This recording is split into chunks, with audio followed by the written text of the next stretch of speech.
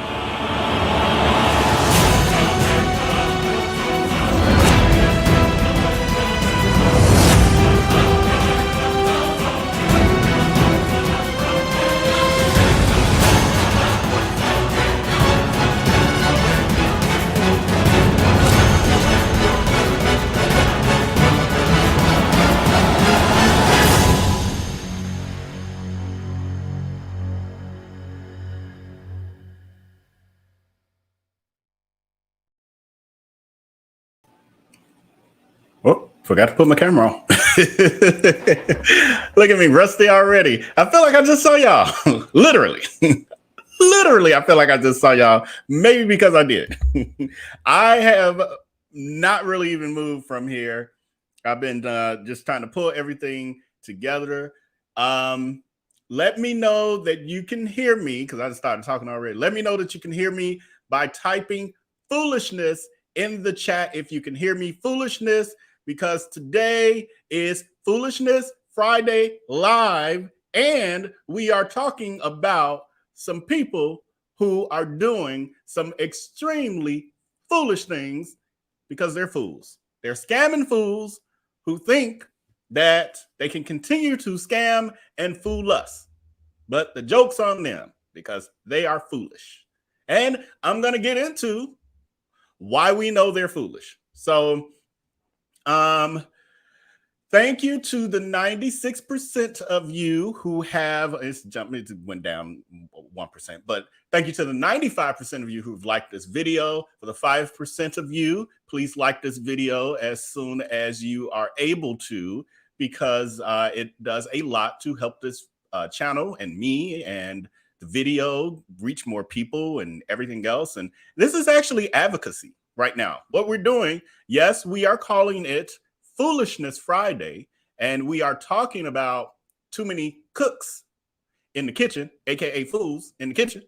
And I want to thank Renee S. I'm not sure if Renee is back in the chat this evening or not. Oh yeah, I see Renee right now saying foolish. Thank you to hold on, let me get to the top. Precious G, everyone who told me they can hear me by typing foolish, Precious and Marianne and God's Fave and B and Chef. Hey, Chef Fine as Wine, Diamond Heart, Brenda, Sweet Diva, Tay, Donna, Dre, Lisa, Oso, Don, Marlena, Smoocher Bean, Nicole, and Sharon and Zebra. Okay, now I'm gonna stop because I'm running to names. But thank you to everyone else who let me know that you can hear me. I can only read so many names, of course, because we got to get into the content. But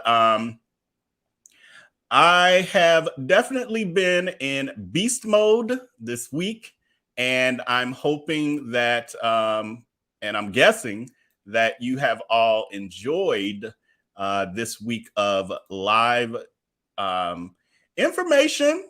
We've talked about some serious topics, but we've also had some shenanigans along the way. And then we're capping it off with the epitome of shenanigans with our Foolishness Friday Live. And I'm just wondering, has this channel, Vell B Reacts, because I named this channel that for a reason, has Vell B Reacts been living up to its name this week? Have I been reacting my ass off? And I want to know, well, I'll wait. Oh, y'all done voting already? 100%. That's good. You know, honestly, I'm gonna see if it's gonna change. I guess we don't have the trolls haven't made it in yet. I think that's what's happening. I mean, thank you. I appreciate you and the love and everything y'all showing me. And it lets me know that when I can't get too transparent because I do that on Patreon and they already know what's going on and why you're seeing more of me and all of that. But I have decided to show up. I'm asking for something and I decided to show up. And so this week you saw me showing up, and I thank you guys for the support. 100%. Wow. We've never had a poll hit 100%. Never. I really appreciate y'all for that. Y'all are awesome. Y'all are really awesome. So another poll is, and we're gonna get into the content. Y'all know how it goes. Y'all know I do a little monologue in the beginning. Have you enjoyed our week of twice? I think that's a typo. I think, have you enjoyed our week twice per day live stream? That's a little bit of a typo. Yeah, I'm wondering, like, do y'all want to see a little bit more of this? I ain't making no promises that I'm gonna be able to continue this for, months or years on end. That be a lie from the pit of hell. But I can definitely push and do it a little longer, and I can definitely, maybe break it up here or there and do a week of, twice a week. So it'd be like little specials twice a week, and then I'll go back to a regular schedule, maybe one live a day or something like that. But just wondering how you guys feel about that. And it looks like, is it just the only Vipo in here today? No trolls this evening? What's happening here? These polls are all 100%. This is something odd in the atmosphere. Like there's I ain't gonna say too much love. It's just different. You know, I'm used to being out here on these internet streets, and I just have to have a thicker skin and all of that. VellNito. Okay, I'm gonna get to it. Yes, I am buying some time. Yes, buying some time to get my brain intact with what we're doing for sure. But also buying time because I did talk to VellNito after the live we just had. For those of you who aren't aware, we had a live earlier today that lasted almost until this live. But we had a live at 2 p.m. I think today, 2 p.m. Central. And at the end of the live, I had a poll to ask if y'all wanted to see VellNito, if y'all miss him or whatever. And it was like 97, 98%, something crazy. And so I did call him and I did say that they want you. We have been having conversations. I mean, we've been talking. It's not like, you know, we still close, we still cool, all the good stuff. But, you know, he hadn't been on the platform. And so I did call him. He did say that he was more than happy. He happened to be free. So no, it's Friday night. So I was like, I don't know if I'm gonna be able to get him.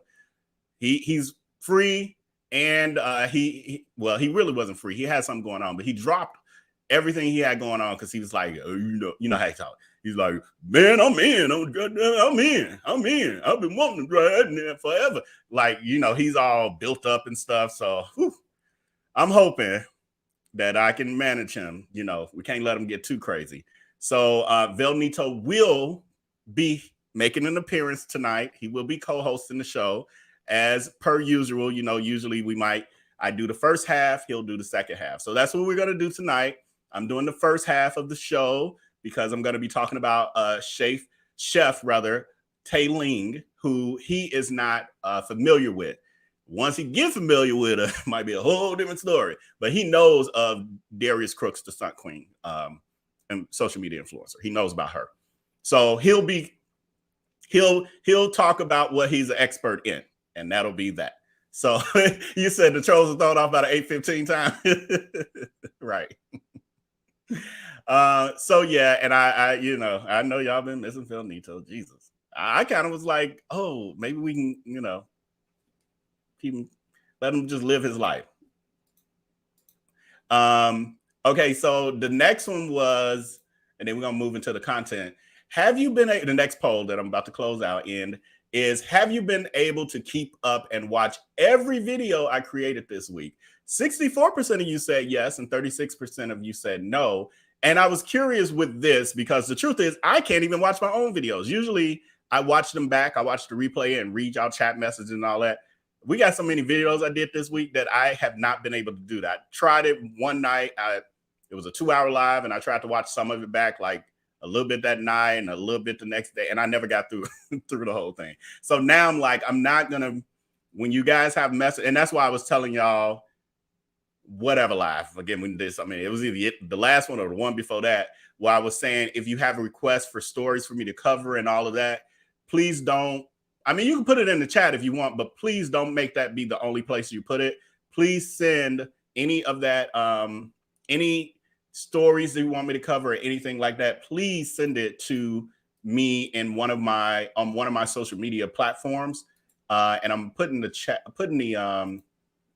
my link to all of that in the chat, and I'm going to pin it to the top so that you know that it's there. And that's where you can make sure that I'm going to see it. Because these live chats, if I don't notice it in the moment, and even if I do, I'm busy. I ain't got time to be trying to add it to my list of stories. So make sure you're following me and whatever source you want to use. I got people who DM me on Instagram. I get Facebook, what do they call it? Messenger. I get VIP text, group texts.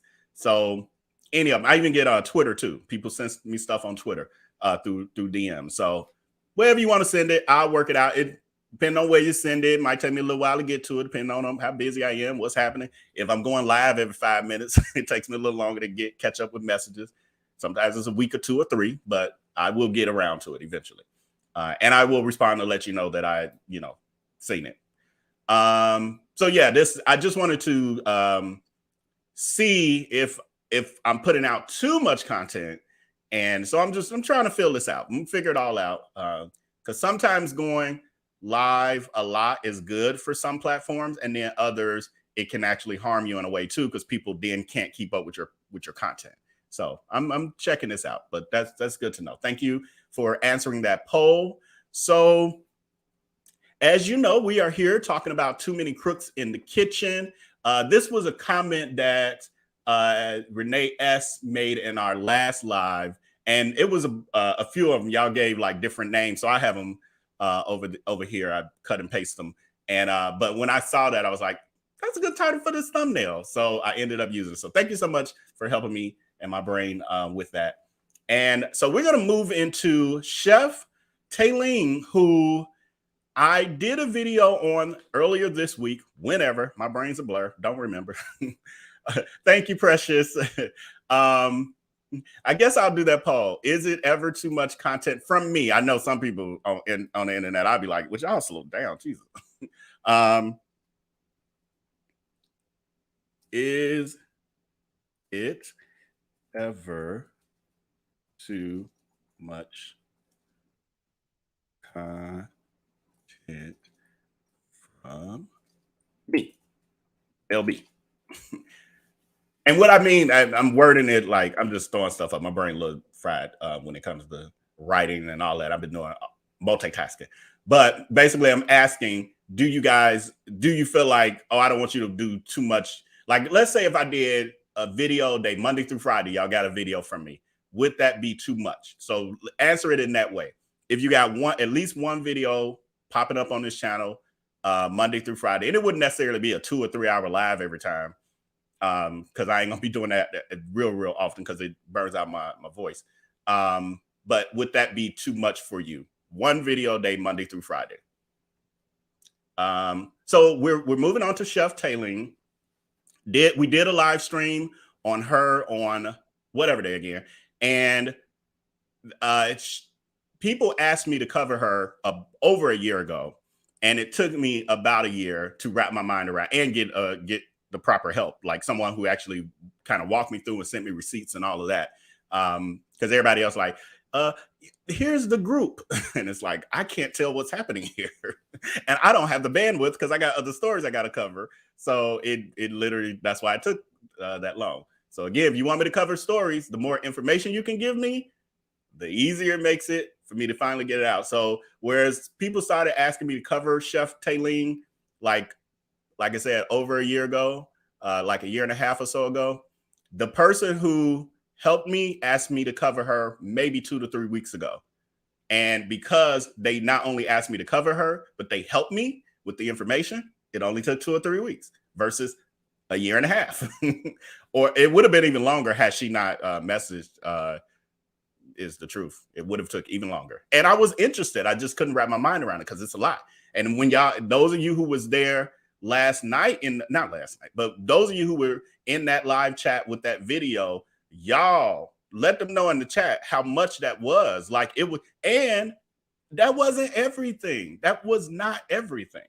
This woman is a hot mess. So what I'm gonna do is just a quick overview of it, just for shenanigans purposes. Because again, you want the deep dive, go to that video, whatever it's called. Oh no, I pulled the thumbnail in here so I wouldn't forget. I think I pulled that thumbnail in. I wanted to pull that thumbnail in. Maybe I didn't. Yeah, it crossed my mind to pull it in, but I didn't. Okay.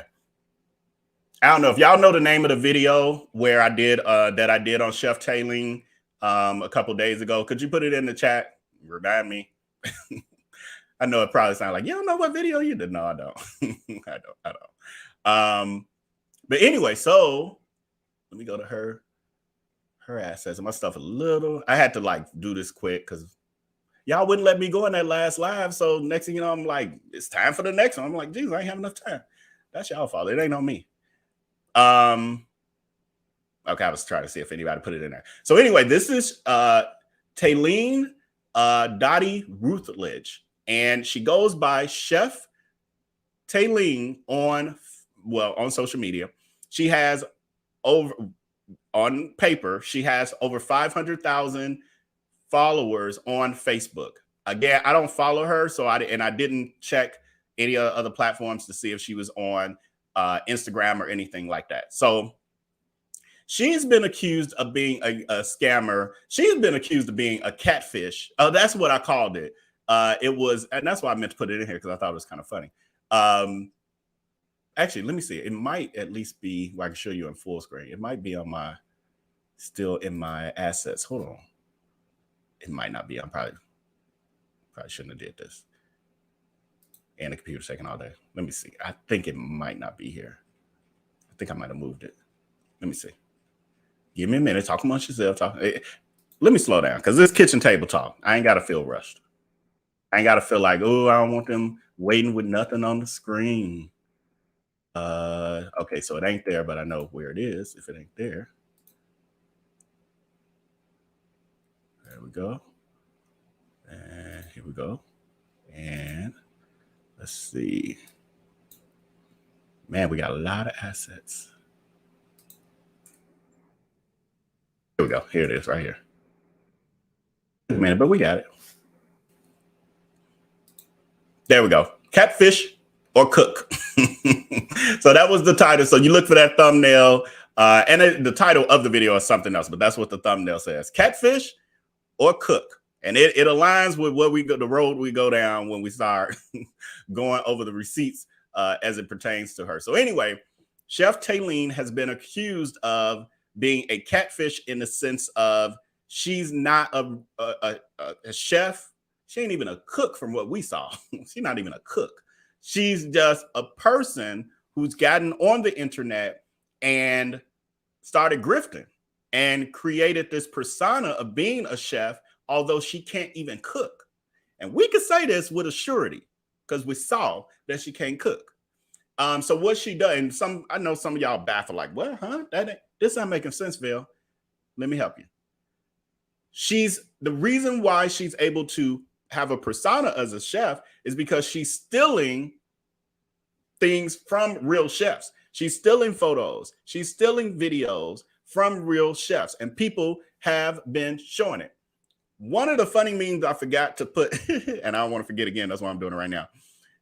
So there's a Facebook group that drags her constantly, like and they're out to expose her and save people from getting scammed. So there's a legitimate work happening there, but there's also shenanigans happening there, which you got to have shenanigans when you're doing this sort of advocacy work to help get through, because it's the weight of knowing that someone is just getting away with scamming and hurting people and then mistreating them when they come out and speak against them and they doxing them and all of that. It can be very disheartening and hurtful and all of that. And so you got to have the humor and shenanigans to kind of balance it out. So I'm all for it. So someone created this meme to pretty much sum up who she is. She's a fake cook. And so they had real rice and then a piece of paper with a drumstick, a chicken leg drawn on it. Because they're saying everything she does, that's how basically when she presents, when she's posting pictures and stuff, they're like photoshopped pictures of other people's work. And then she'll sign her, she'll do her watermark, Chef Taylene watermark, and then as if it was her work. But when people do Google searches, they can tell that it's not her work because you'll see the original source will be on Pinterest or wherever else, or some social media person that someone was already following. And then they turn around and she posts the same stuff. And they're like, wait a minute, I saw that on so-and-so's page last year kind of thing.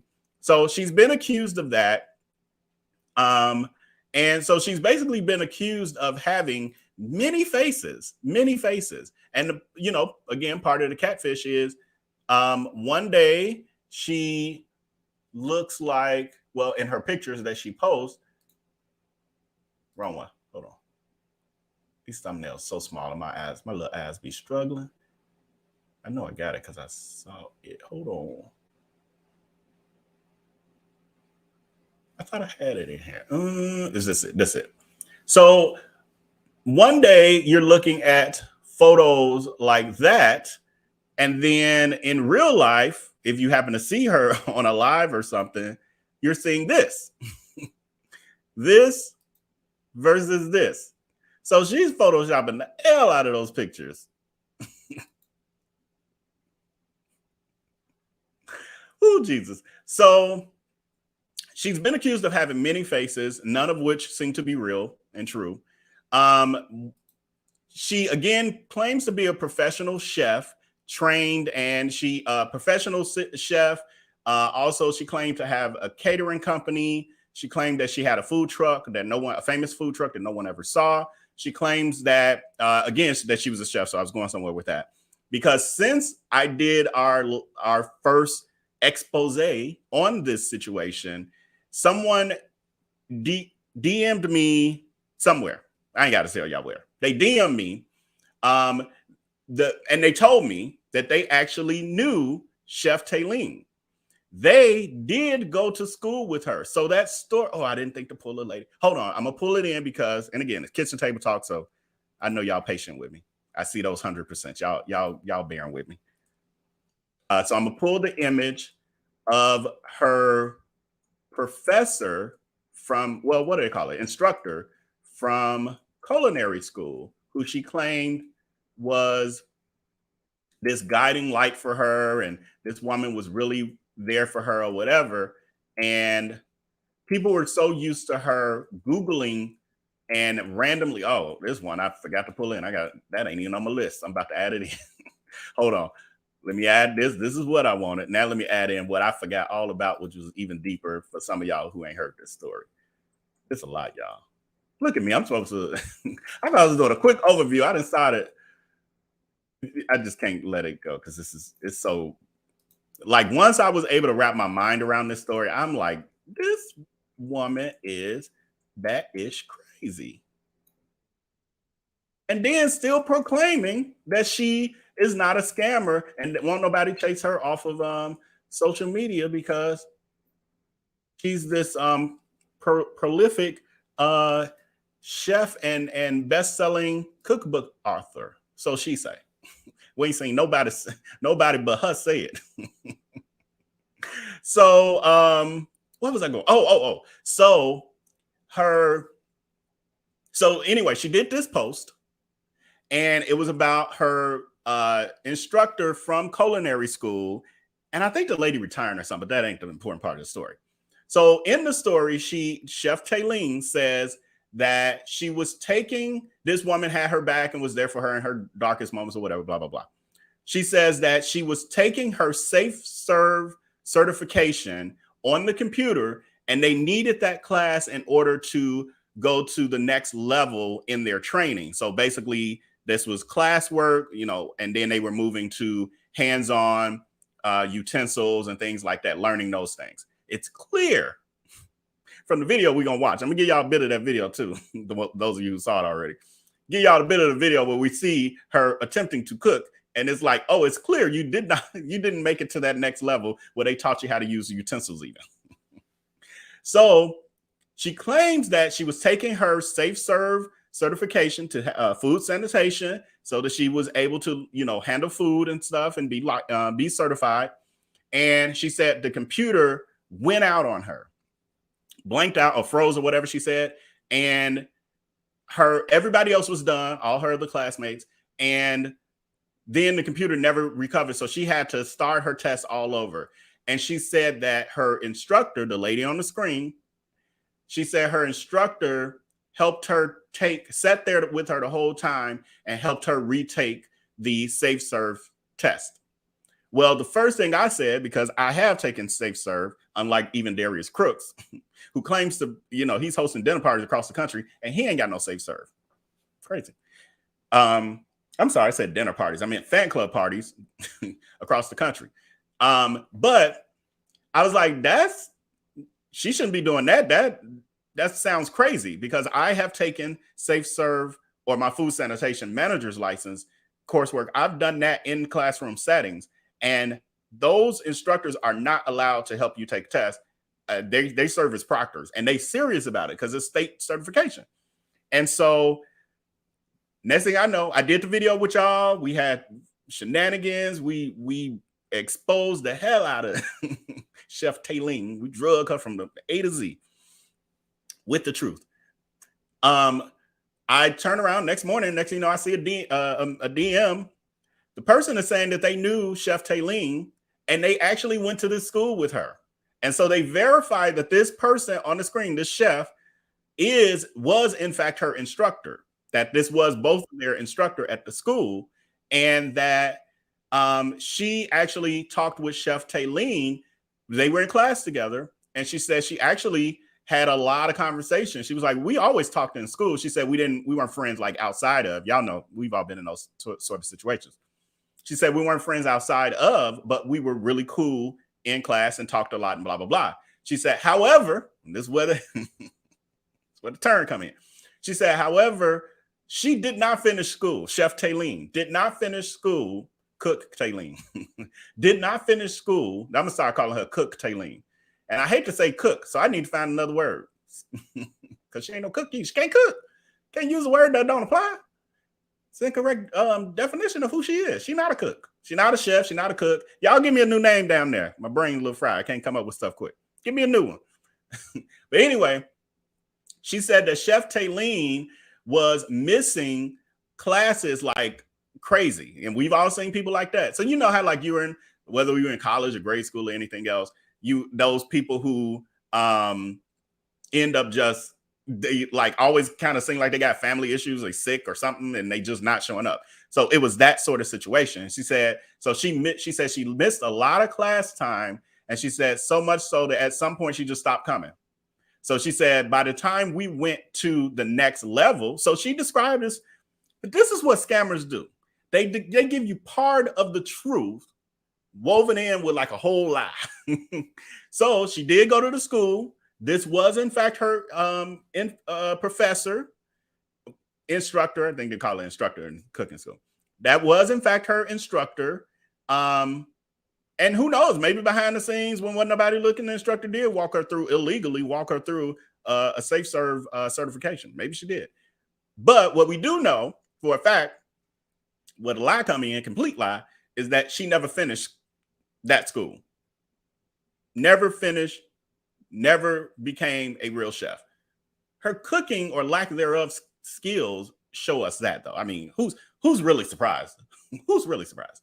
So the person, yeah, they told me that, blah, blah, blah. We talked about some other, we said some other stuff. But I told them, because they were sending me like pictures of themselves. And I was like, no, I don't need none of your personal stuff. I'm not going to dox you online. Like, we ain't got to put you out there. The story is good enough for what it is because it matches up. And with all this going on, that's the least of her problems. That's the least of Chef Taylene's problems. But just so you guys know, that was the little update on that. And I was like, how do I include this update without doing an entire new video on her? And then I was like, oh, just add it with the other scammer cook, like add it in the front end. So that was that on that. And then, so we're going to real quick, I ain't gonna say real quick, but we're gonna go over her other scam allegations, I guess. Yeah, technically. Oh, let me do this first, though. This was the cooking video. So, because, yeah, I'm on task with this. So, as I told you, those of you who have seen it before, and so here's the problem with the video. I'm explaining how we got here. So, how we got to this video that you're about to see is with her being a catfish cook, catfish influencer. I don't know. Hooky telling. But Easy Bake. I love that one. Maddie's mama, Easy Bake Taylene. There we go. Easy Bake, because it's easy to bake her with this story, with these lies. I like that. Let me see. That one might stick. That one might stick. I need to cut and paste. Hold on. Let me cut and paste so I don't forget it. I just realized I can cut and paste y'all comments from the chat when we left that last live. I'm gonna put that here so I don't forget. Easy Bake Taylene, or just Easy Bake for short, or EBT. EBT, because it's a double entendre. Because she like a link card. EBT, Easy Bake Taylene. I think we got it, y'all. Let me do a poll. Y'all so silly. Y'all so ridiculous. Do you like EBT? So basically, should we go with this? Now, if y'all want to keep exploring options, that's fine, but just let me know, does this work for y'all? Because it's easier to say anyway than Chef Taylin, because it took me forever to be able to pronounce that name. EBT. We just call it EBT from now. But we got to remember, because this is what happens when we joke around a lot about these scammers that we're talking about.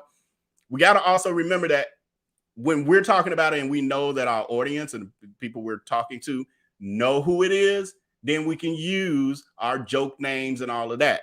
However, when we are talking to the public who doesn't know these things, don't know the details, and we're trying to inform them and, therefore expose the scammer, it's very important to use the proper terms. It's like being at work. Like, you use the proper terms with your coworkers because that's how y'all do y'all work. But then when you get a client or a customer, you switch it to layman's terms. So you got to always remember that, because what happens is what happened to me when I did find out about the Chef Taylin group.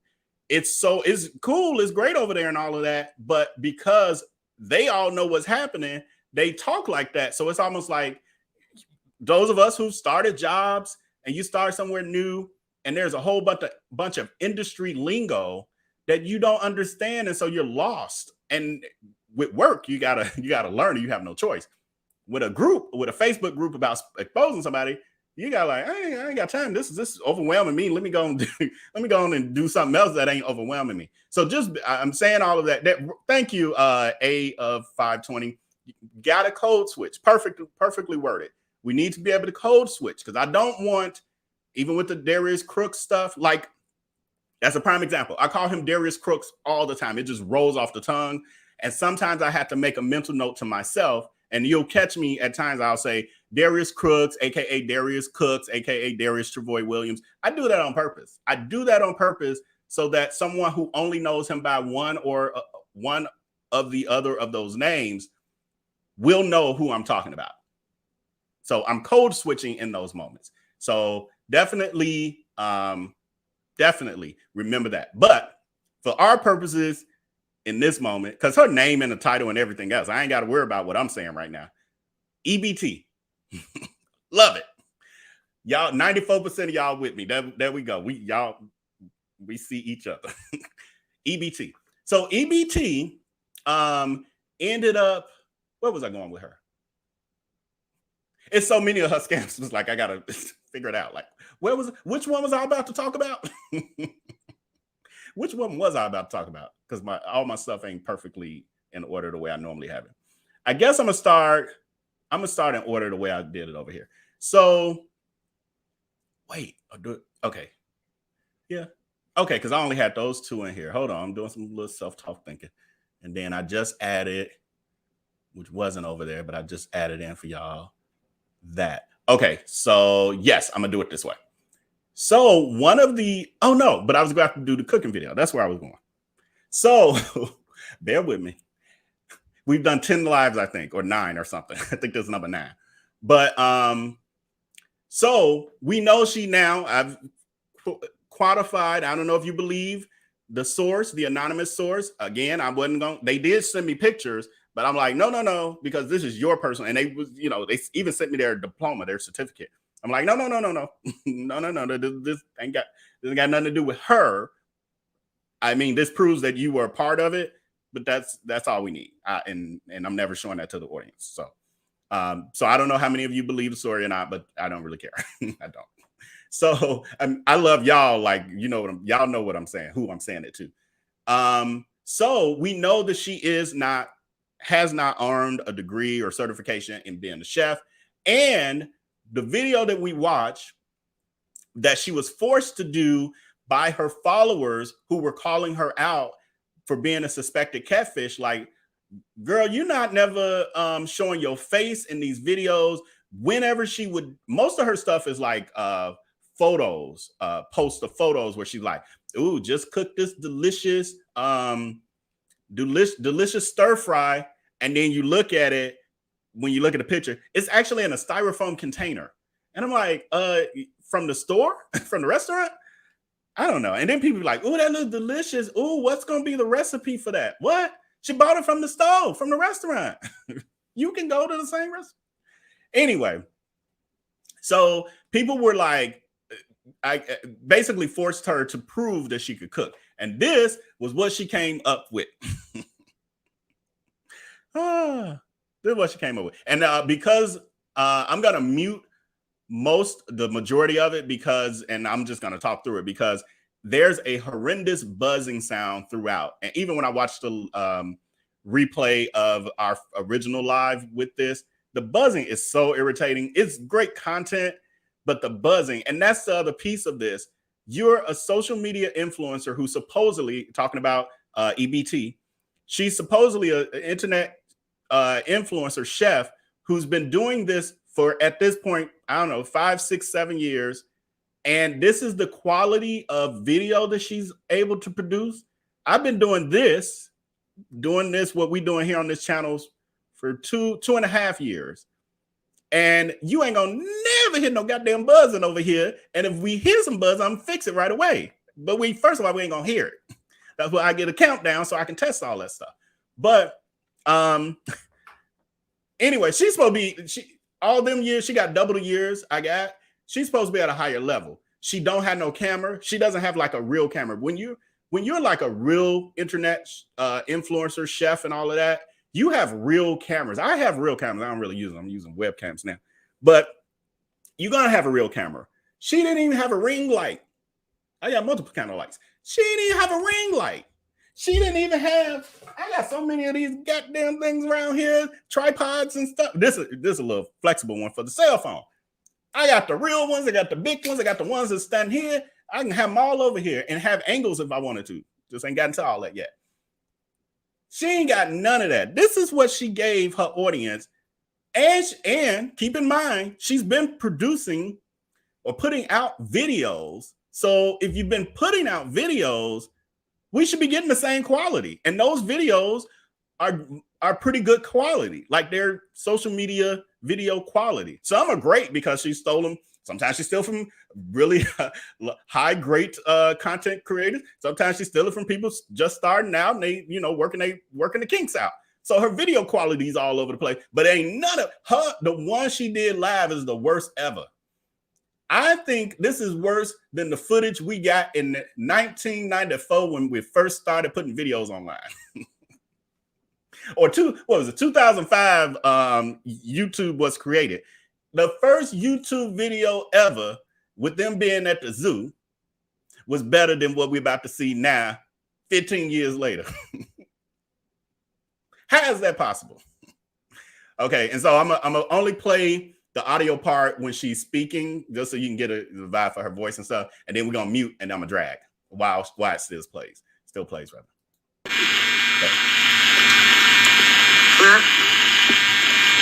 Matters, so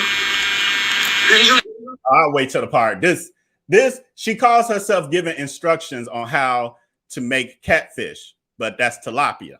So she don't even know what kind of fish she's working with. Again, supposed to be an internet chef, 500,000 followers, posting all kind of stuff every day. She know the game. She posting every day too.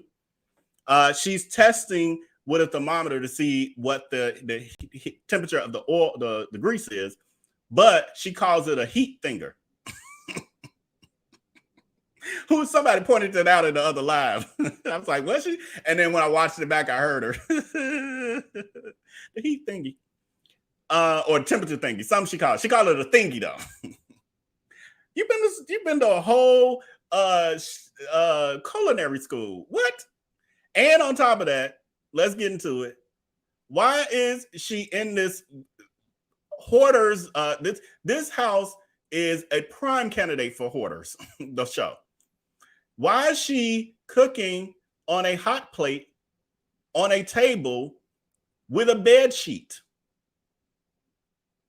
And I know y'all caught with the fish.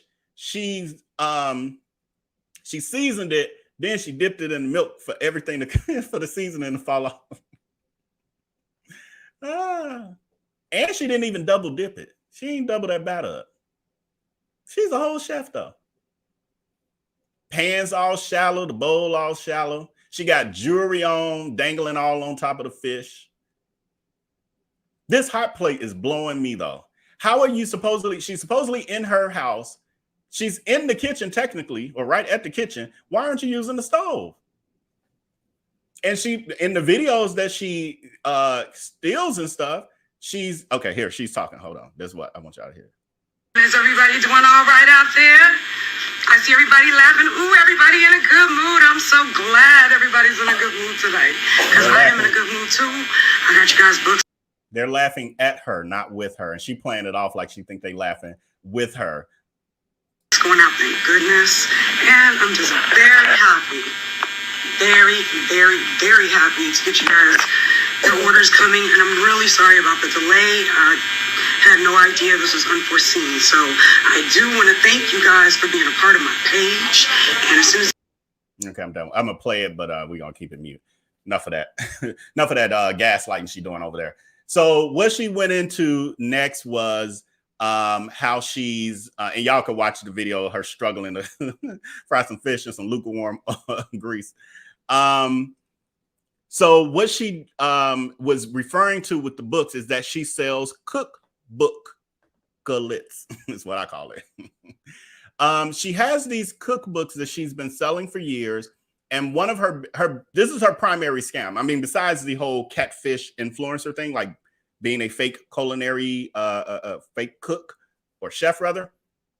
Besides that, EBT's real scam is the cookbook scam, because she sells cookbooks where she puts in recipes from across social media and the internet and all of that. And so basically she cuts and pastes recipes that she finds. And so people have purchased these books.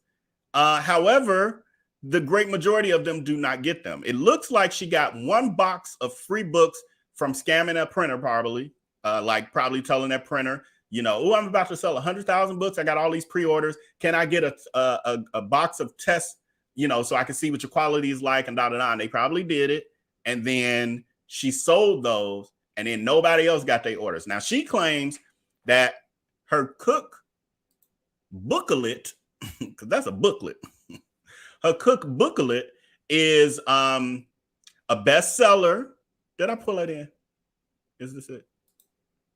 Yes. She gave herself an award. Now of course, she's claiming it came from somewhere. The award is Achievement Award presented to Chef Taylene. Congratulations on your outstanding achievement in bestseller cookbook top sales and positive ratings. Lies you tell, 2020 through 2021. That's the fakest award I've ever seen in my life. Where's the organization that is from? Organization that is from gonna always put their information on there. Second of all, that look like an old ass plaque. That look like somebody did say, like, I think you can order those on Amazon or something. I'm sure you can. It's clearly something she ordered somewhere online, put that information on, because it's very vague as well. Very vague. I mean, you're the bestseller cookbook from where? Where? We ain't never heard of it. And it's not a cookbook. So first of all, that's a lie, because it's a booklet. It's not a book. It's a booklet. So that's number one. Number two, in order for it to be a bestseller, we would be able to look somewhere and see that it's a bestseller. It would be popping up somewhere for us. The other lie, and I don't have that in here, and I ain't gonna go too deep. I'm already going too deep. But the other lie is the positive ratings, because if you watch the first video I did on this, we went straight to the ratings, and they were immediately negative. Don't buy this. This is a scam. All these are Google recipes. A lot of the recipes were wrong. I know someone had commented that there was a recipe for a rack of ribs, and I think they said it was supposed to be at a temperature of 500 for 40 minutes or an hour or something crazy for ribs. So there's that. Anyway, let me move on. So anyway, her other scam that she was accused of is it's really crazy when there's so much stuff. I feel like I'm talking about Darius Crooks too. in this moment, because I'm like, my mind automatically went to another thing. And I was like, no, come back. Like another one of her scams. No, let's stick with this one. So Chef EBT, or EBT for short, her other scam was she did this video, or put out this video. Take this one down. Well, we can just put this one up. So her other thing is that she has all these life-altering situations that require, or emergencies that require her followers to help support her. And she has flying monkeys and stuff, just like Darius Crooks.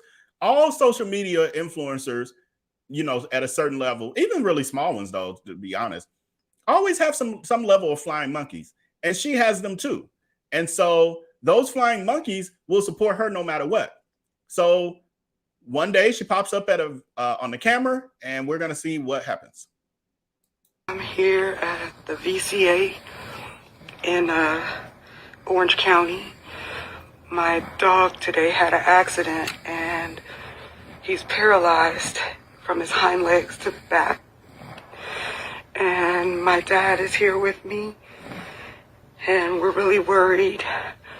I'm asking for help for Boston, for my dog who I love. He is my baby. We're gonna get you fixed. I swear with my hand to God. Hi, gorgeous. You want to sit down? He's gonna move on you. So let's get you sit down, and then I'll put you right in front of him. I love you so much, little boss. We're gonna get you fixed. You look good. We're gonna get you fixed. You'll be all right, little boss. Hi, my love. Mommy loves you. Okay. So she pops up online one day with that video about her dog that, from what I'm hearing, no one had ever heard about before or after. So I'm like, who dog did you take? Did you take some stray dog off the street? Did you steal your cousin dog? I'm like, we don't know from... It wasn't like the doctor. Usually in these sort of situations, if it was real, completely real, she would have recorded as a social media influencer. Like if you're trying to do things to, I don't know, garner engagement, you're creating content, she would have had that doctor, because the doctor was obviously okay with the camera because they came in and he was talking. The thing to do would have been for him to give that diagnosis on camera. So you're capturing it for the emotion, the mood, and all of that. And you're seeing they're seeing your reaction and all of that. The fact that it's some vague situation, I'm like, was the dog being spayed or neutered? Did they get their anal glands cleaned? Well, like, it could be all kind of things. I had dogs, they had surgeries. Some were major, didn't mean they were paralyzed. And again, the fact that nobody heard or saw a dog prior to that, and then nor after. But this was the grift. Hold on. Did I lose my play? Did I lose my play? I did lose my play. Hold on. Oh, here we go. There's the grift. Help me, please. My beautiful pup was paralyzed this morning. If you can help, please, I'm begging you. You can't have kids. So this is my baby. I'm begging you. Oh, I'm begging you. I can't have kids. So this is my baby. Help. Thank you. That just threw me off, y'all, because that's something I did not notice in our last video. And it just, this is what with scammers, they tell on themselves. She just told on herself about something I ain't even got to yet, which was a piece I realized as I was going looking for the other stuff. I was like, oh, hey, I forgot all about it. Let me pull this in. So anyway, she did a GoFundMe for her paralyzed dog that ain't nobody seen before or after. So I don't know really what happened with that because I don't follow her like that. But I'm finna jump to something I wasn't about to do right this moment, because note here, she says, I'm begging you. I can't have kids. So this is my baby. Help. Thank you. All right. You can't have kids. Well, what happened with how we get to here? Hold on, y'all. I gotta find these thumbnails too little. Hold on. I'm struggling. My eyes struggling. Wait. Oh, it must be further. Wait. Okay, it's further down because I had just pulled it in. How do we explain this? Oh, no, that ain't it. Hold on. Threw off my dramatics. How do we explain this? It's so little. Hold on. Hopefully come on the screen quick. She says, I miss my little one so bad, y'all. Always sad on this day. Send me some love. I could sure use it. Ganesta, I think that's the name. November 10th, 2000 to October 30th, 2005. She suffered from sickle cell anemia. I donated to their charity yearly to find a cure. And then people believe it. Again, I don't really always, I don't really always blame. Sometimes I do blame the followers, but not always, but sometimes I do. And it depends. Because everyone doesn't follow her like this. They don't know all these things, and they catch the little pictures of the stolen pictures of other people's recipes, and that's all they know. And they only know they stolen because maybe she's the only cook they follow. Maybe they not looking that deep. They see something look delicious, and they like, oh my God, you know, you're such a great cook. And that's as deep as it goes for them. I get it. It's a lot. We all got a lot of things vying for our attention. So I totally get that.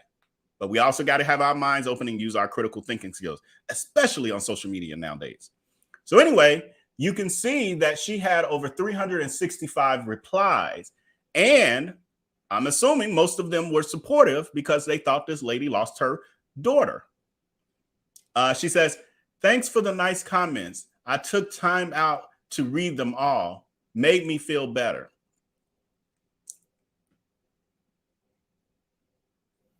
I'm more perplexed than I was before we started this, because here you're saying you had a baby. What? Let me look at these dates. November 5th. Y'all watching me research in real time. November 5th of 2021 to, good Lord, I lost my place again. Jesus. Here we go.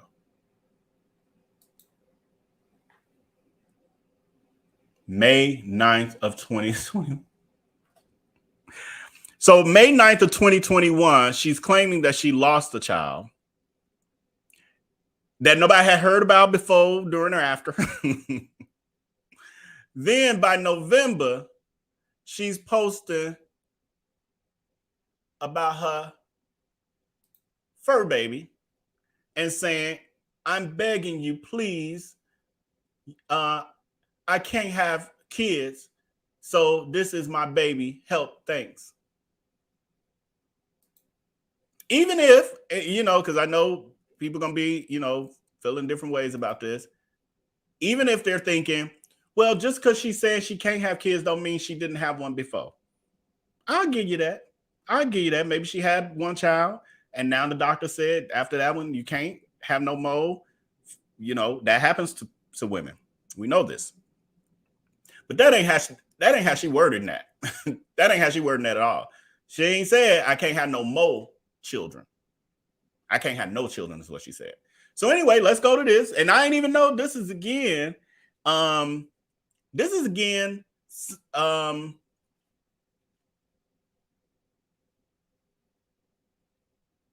new, it's more information. I don't know. I'm trying to process multiple things in my brain. So now we go back to the daughter post, and people called it out because they did a reverse image search of this picture of this young little girl, and they were able to bring up this on Google. Same picture. Some of you might be saying, well, maybe she had pictures of her baby online, and that's why it's on Google. Well, dig a little deeper, and they found the original blog post from that baby's real mama, and the baby is biracial, and the mom did a blog post wondering if she did her baby an injustice by not, basically, in summary, I didn't read like the whole thing or nothing, but basically the mom is doing a blog post about her interracial, biracial child, and that mama wasn't Chef EBT or Cook EBT. I'm gonna leave that. I ain't gotta do too much of that. Again, y'all want more? You go to that original video. We really dig in. Okay, and then the other one, and I'm gonna go ahead and get off of her because this could be a whole live all over again. Y'all see how we putting new pieces together. This last one I'm gonna give you of her lies she been caught in. Then I'm gonna play a commercial and then we're gonna move on to the next thing. I hate when my thumbnails aren't in order because they're so tiny I can't really see the pictures, and then I'm like scanning, trying to find what I'm. Okay, here we go. Trying to find what I'm looking for. There we go. So she does this post that says hospital food wasn't so bad after waking up from an epileptic seizure coma while suffering chest pains all night. Gotta stay a couple days, but I'll be back to cooking in no time. Blessings, y'all.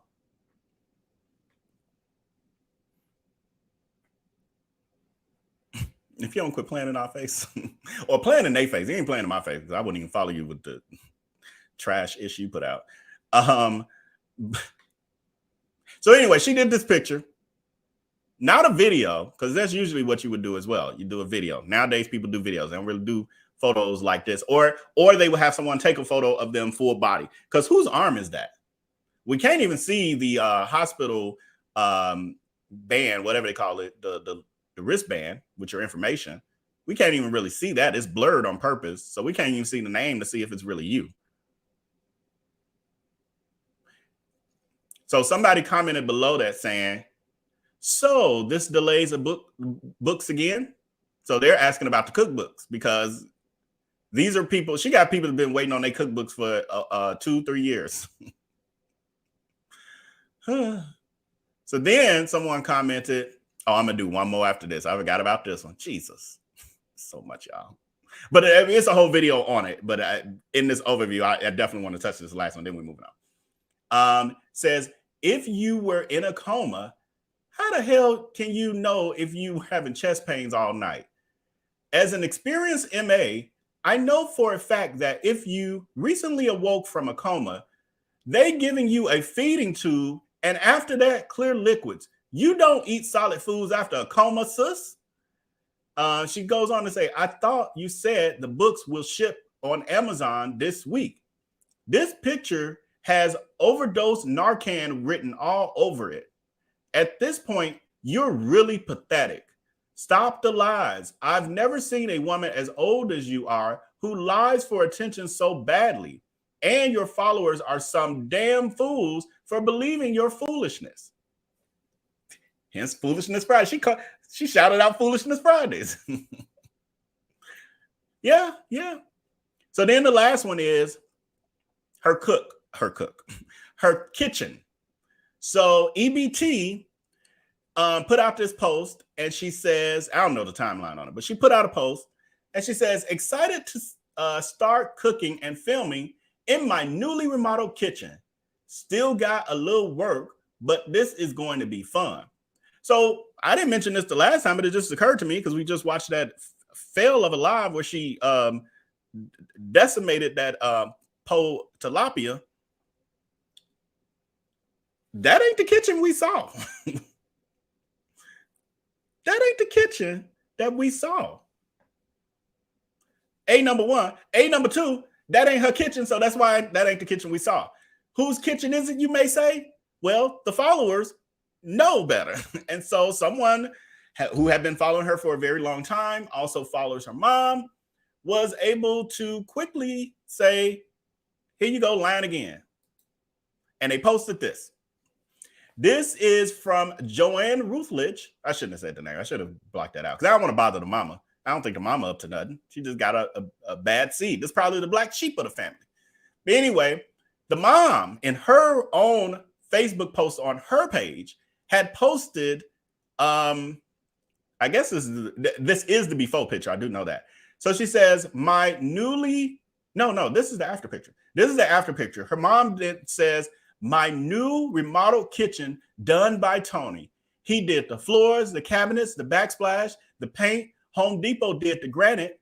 I'm so happy about my gorgeous kitchen. This girl went on her mama's page and then screenshot the mama's kitchen and claimed it as hers and put it on her social media for the 500,000.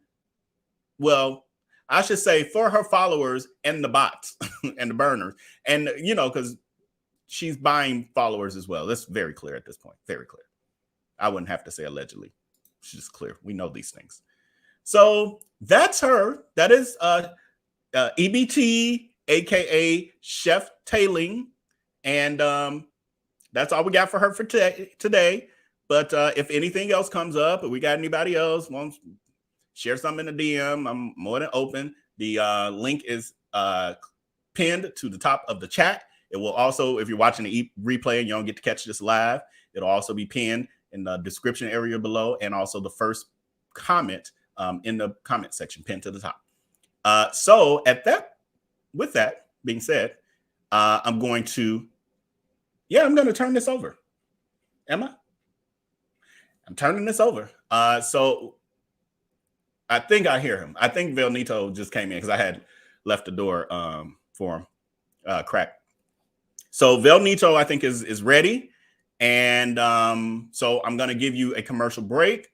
He and I are going to switch gears and reset up over here so that he can get adjusted. And then I'll just be in the background chilling. So, let me make sure. I think it's this one. I'm not sure. Hope I don't play the wrong clip for y'all. Wrong.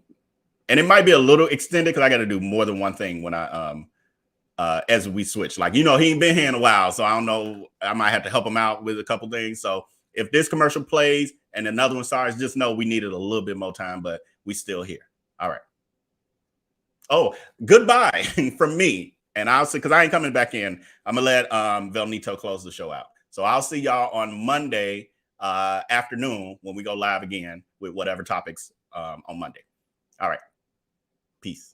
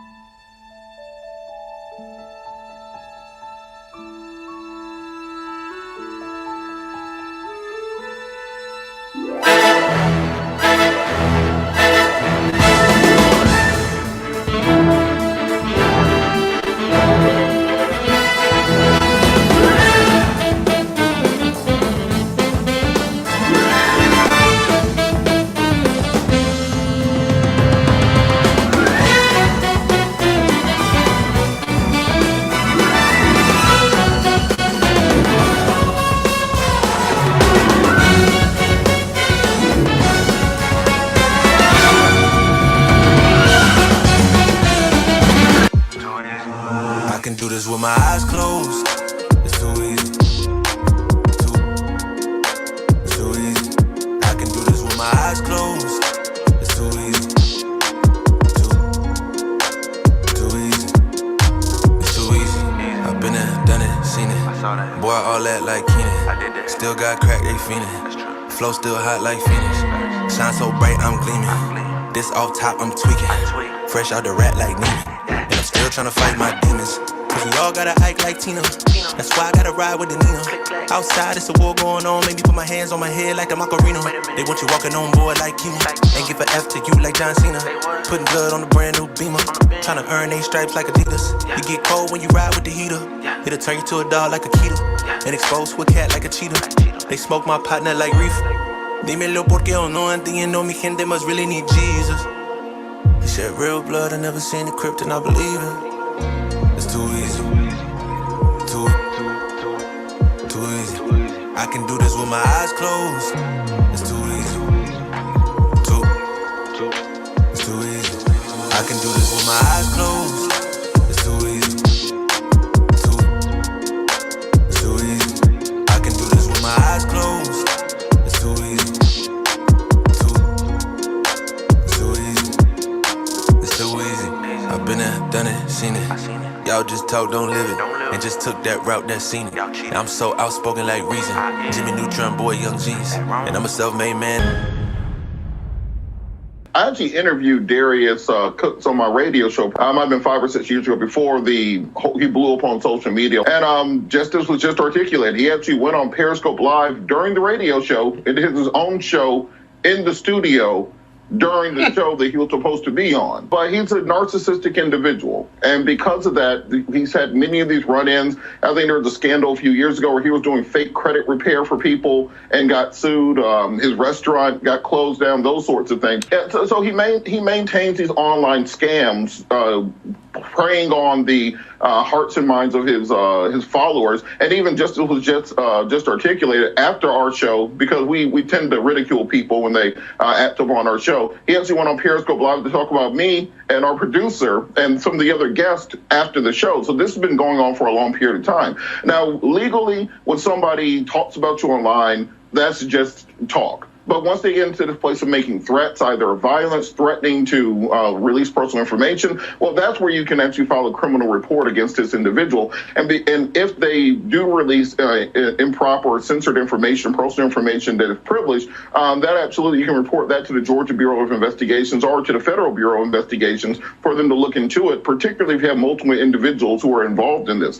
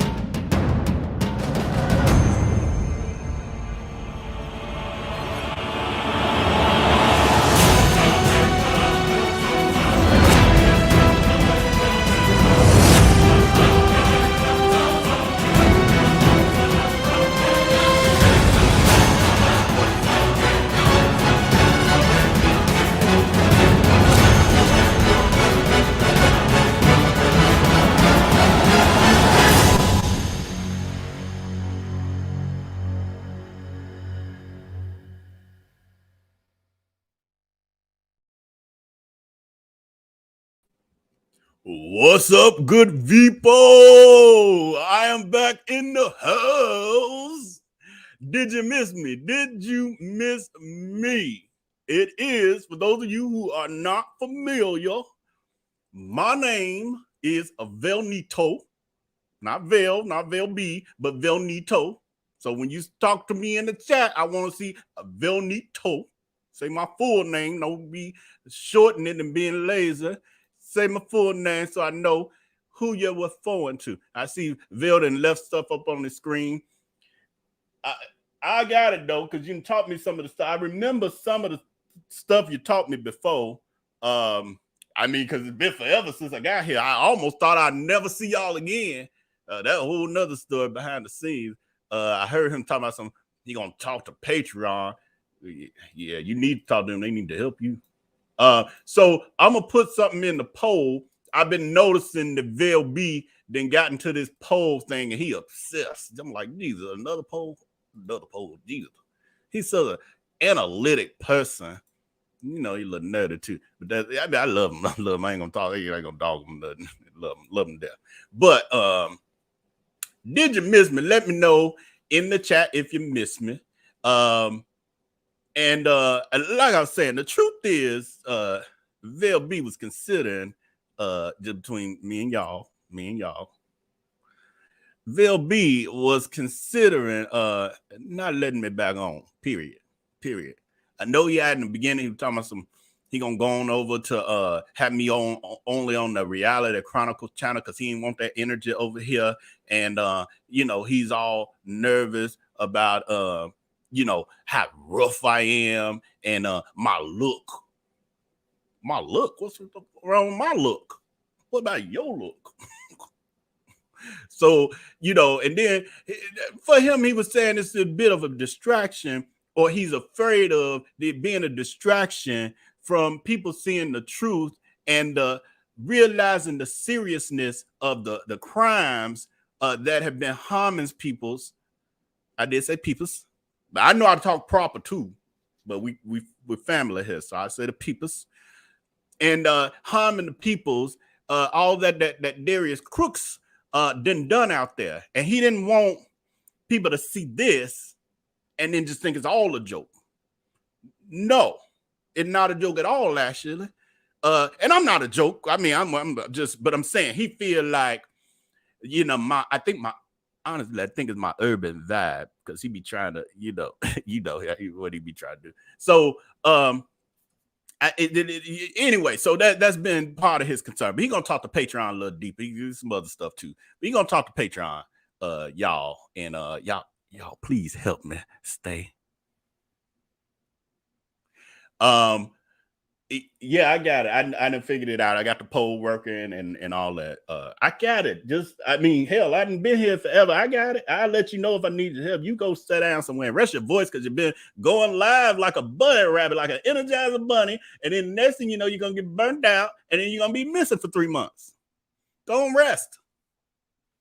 So, did you miss me? 93%, 94% of you. And to the 6% of you, I ain't Vell B. I'll tell you how I really feel. I'm always unfiltered. So, bye. I care. So, and honestly, I think part of what Vell B is afraid of, honestly, between me and y'all, I really feel like he is afraid y'all like me better than him or gonna like me better than him, and that then y'all, gonna stop watching the channel and only want to watch if I'm on kind of thing. He a social media influencer. Y'all know they egotistical. That's just between me and y'all. Now he ain't nowhere near like no Darius Crooks or nothing, but there's a healthy amount, I think, of ego with him as well. I think it's with all the influencers. Hell, they getting on camera, got everybody staring at them, thousands of people talking to them and looking at them.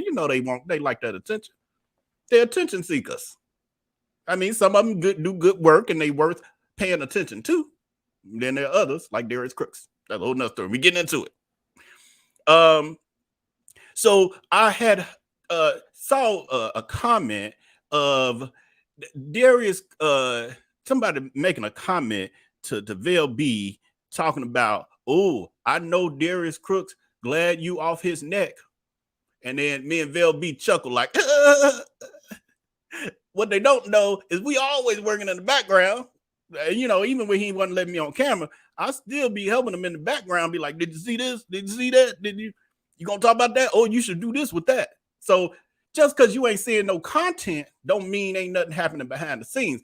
And we're not gonna get off his neck. And those who remain in the coalition know the assignment. So we're gonna stay on his neck. Stay on his neck until the FBI or the IRS helps us take our foot off of it. Because there's lead in my foot.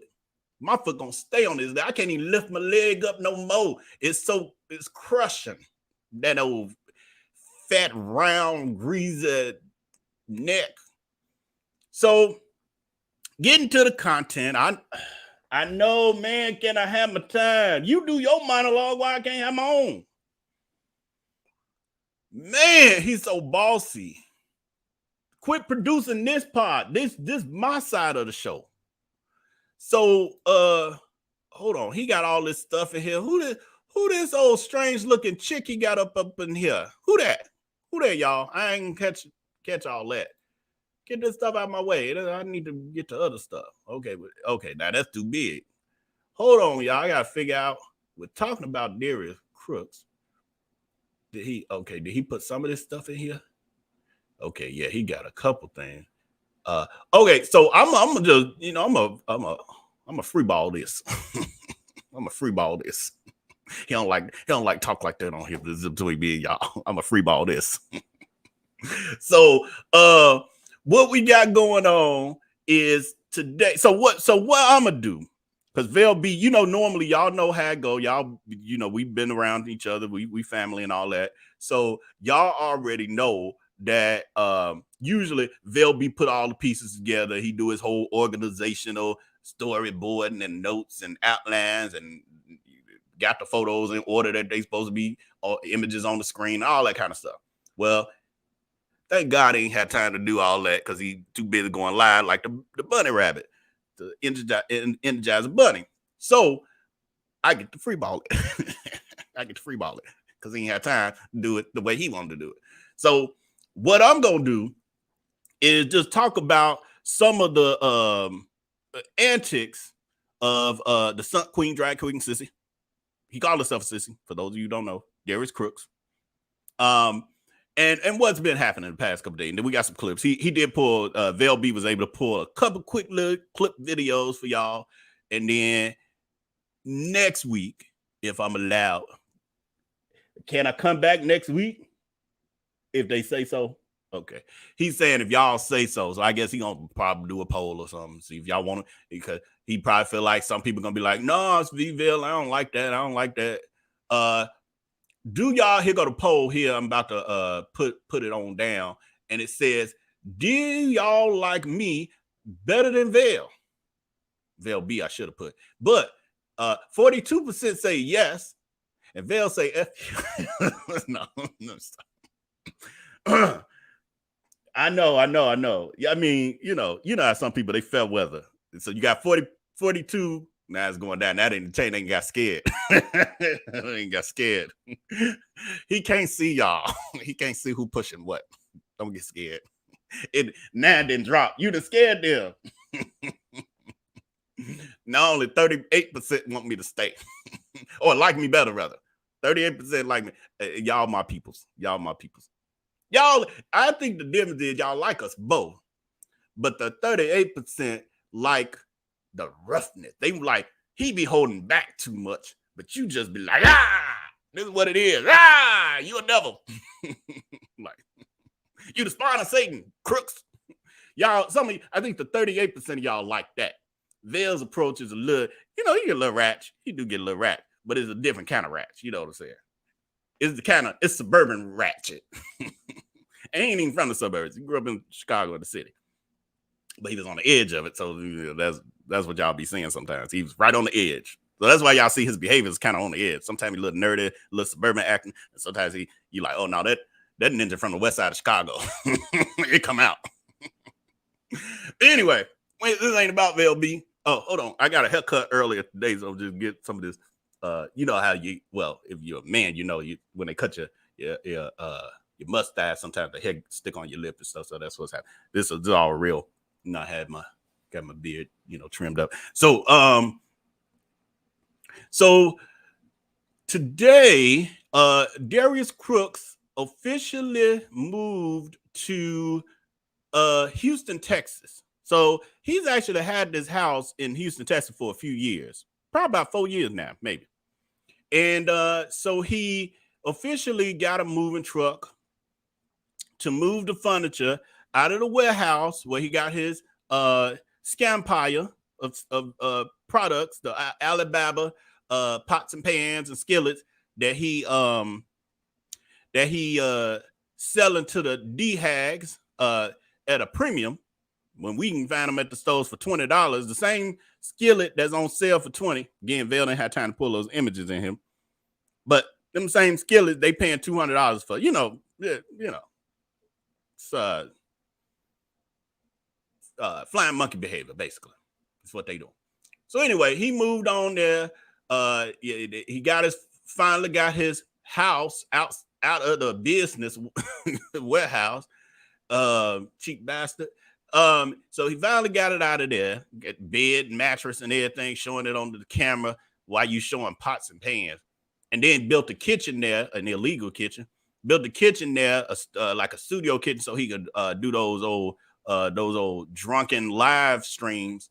And people were speculating that he was living there. I knew he wasn't living there, but I ain't gonna say he ain't taking no naps up in there. Bet he took some naps up in there.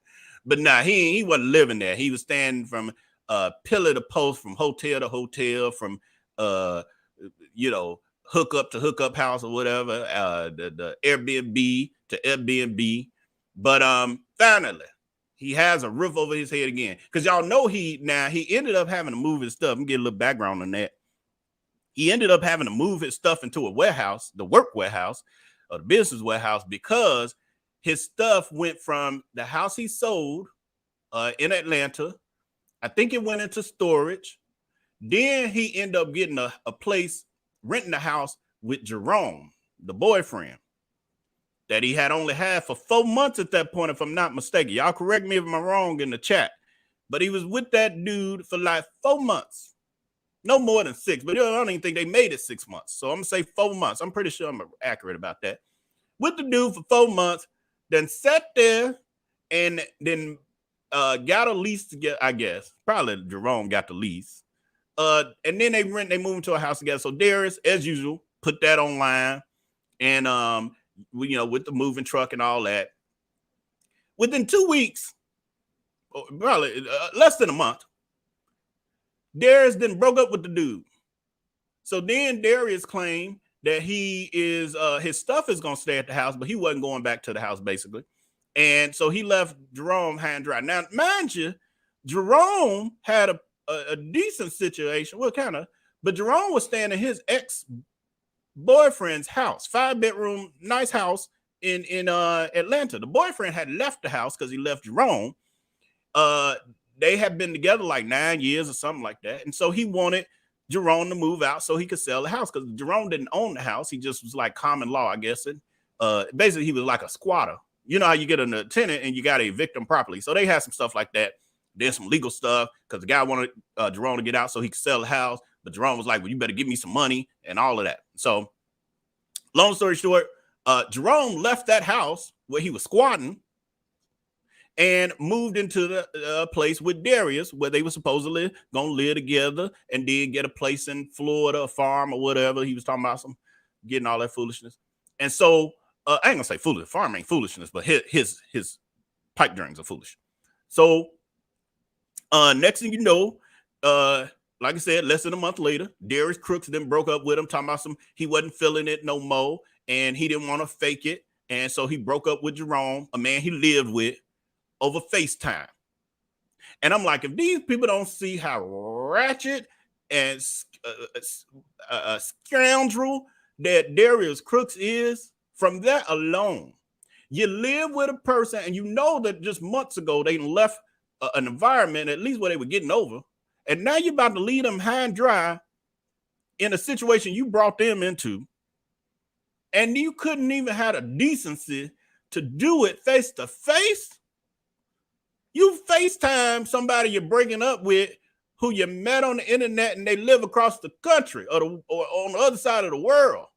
You don't use no FaceTime to break up with nobody you live with. What? He's a damaged little boy. A damaged little boy. And that's damaged little boy behavior.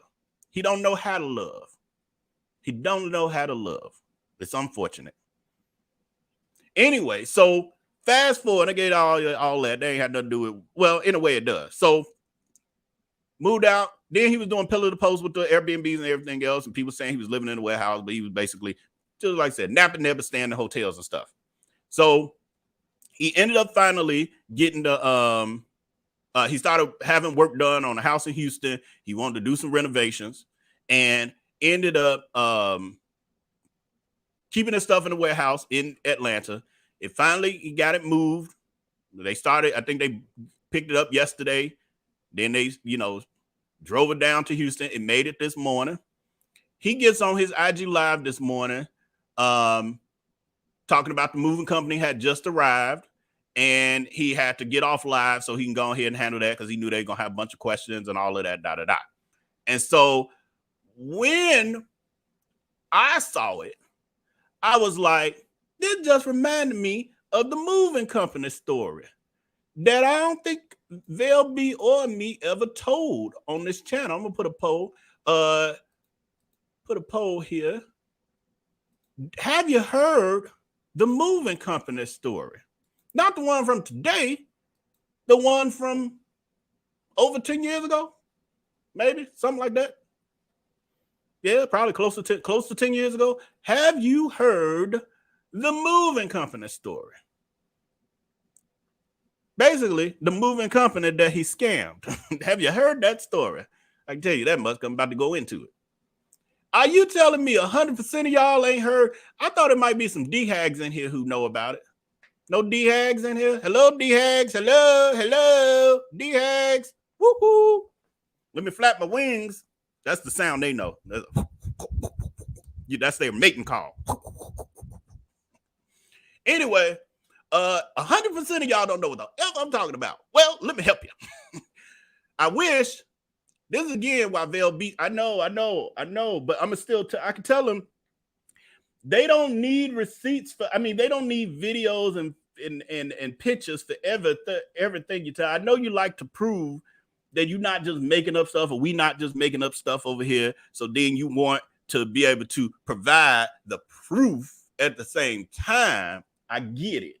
However, this Foolishness Friday, and I think I'm just gonna take over the show. I understand you are, and I understand you on this platform, and it's a real business, LLC, and all. I get it.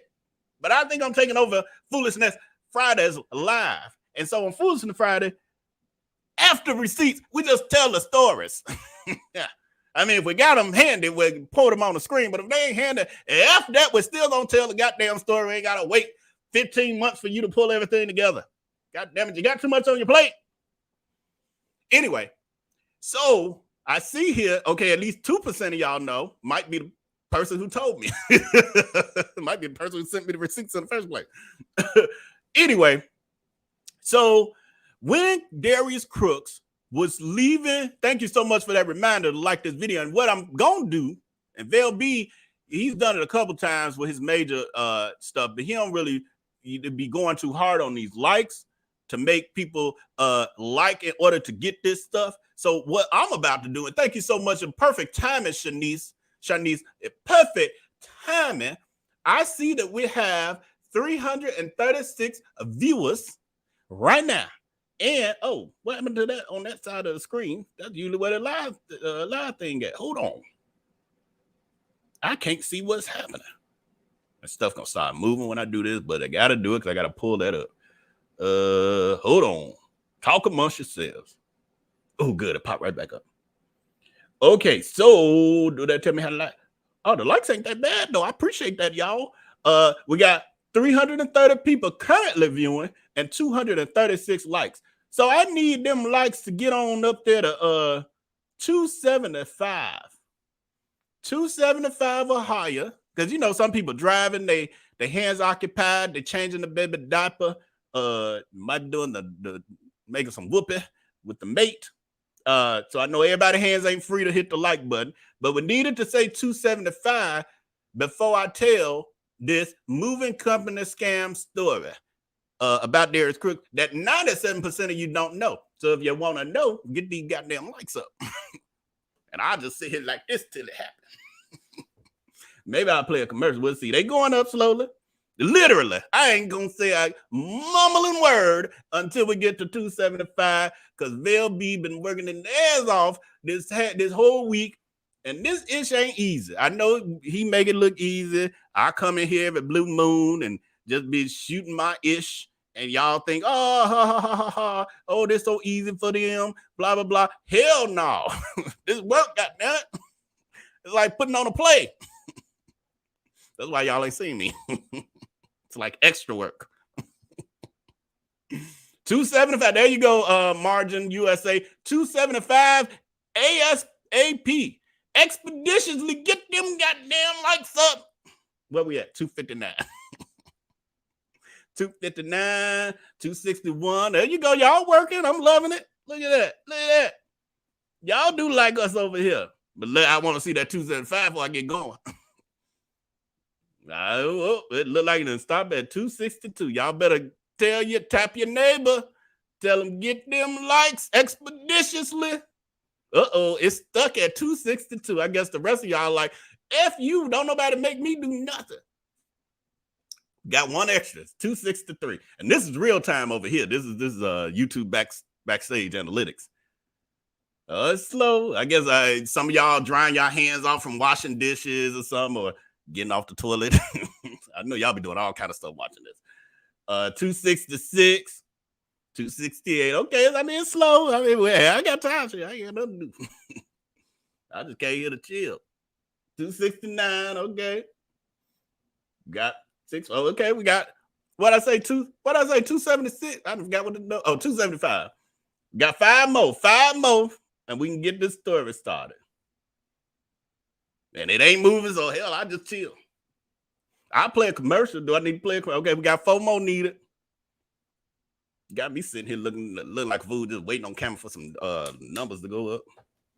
Y'all could have been had this done. Y'all should have had it done when you first came up in here. Y'all know the drill. Like, this ain't even the only channel that be telling y'all that we need the likes.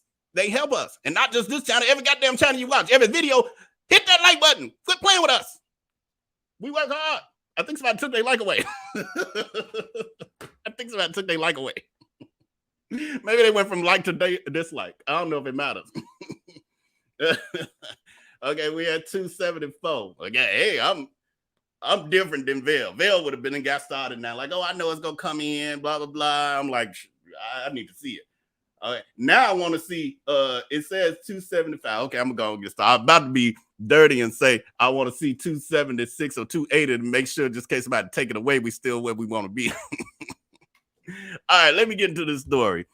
So, some of y'all know the history, the grifting across the country travels of Darius Crooks. Some of y'all know. So Darius Crooks, originally, a quick little recap, because some people don't know.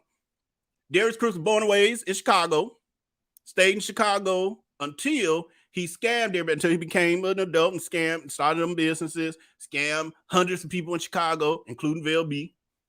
And his friend that just passed away, who he'll be unfortunately laying to rest tomorrow, Darius Crooks scammed that friend too. And now that friend in heaven. So, it's about to come down on you, Crooks. That karma. Because Vell's friend didn't play about him. And now he going to have more power up there talking to God about you right now. And then God got to communicate to the devil because that's your real boss. But that's a whole nother story. But anyway, so he born and raised in Chicago, stayed there until he, his first huge grift of crimes and schemes and all that, and scammed all them people. Then he ran on off to New York. Lived in New York. He worked a regular job, left 5 businesses he had that he claimed was successful, and then went and got a corporate job. What? How you leave 5 successful businesses and go get a corporate job? Talking about something. He was a director of HR with a corner office in a high-rise building. But then when he actually quit the job and posted it on social media that he quit, because everything for the camera, when he finally posted it, you see the piece of paper that he typed out, and it's in a cubicle. Talking about he a director with a corner office with a cubicle. He meant that he was in a cubicle in the corner of an office. That's what he meant. But anyway, man, everything you do is love. Yeah, fresh to go, Don. You already know this story. Man, I ain't trying to go too deep. Y'all know Vell had his moments, but y'all know I'm gonna be way over there, and I'm trying to center myself because I'm trying to do something. Trying to get this. Yeah, we try to get somewhere. We got other stuff too. I got clips and stuff to play, so I can't go off too far. But yes, fresh go and a bunch of other businesses. Scams. So he went to New York, got that job, quit it after he had went dark off the internet for a minute, social media. He blocked Vell and some other people on Facebook, and then he was real low key on Facebook, and then he kind of popped back up.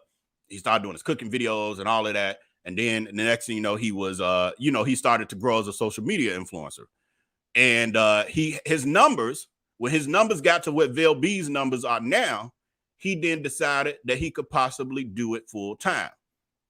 Now, he tried to make fun of Vell B as if he didn't start with 0 followers.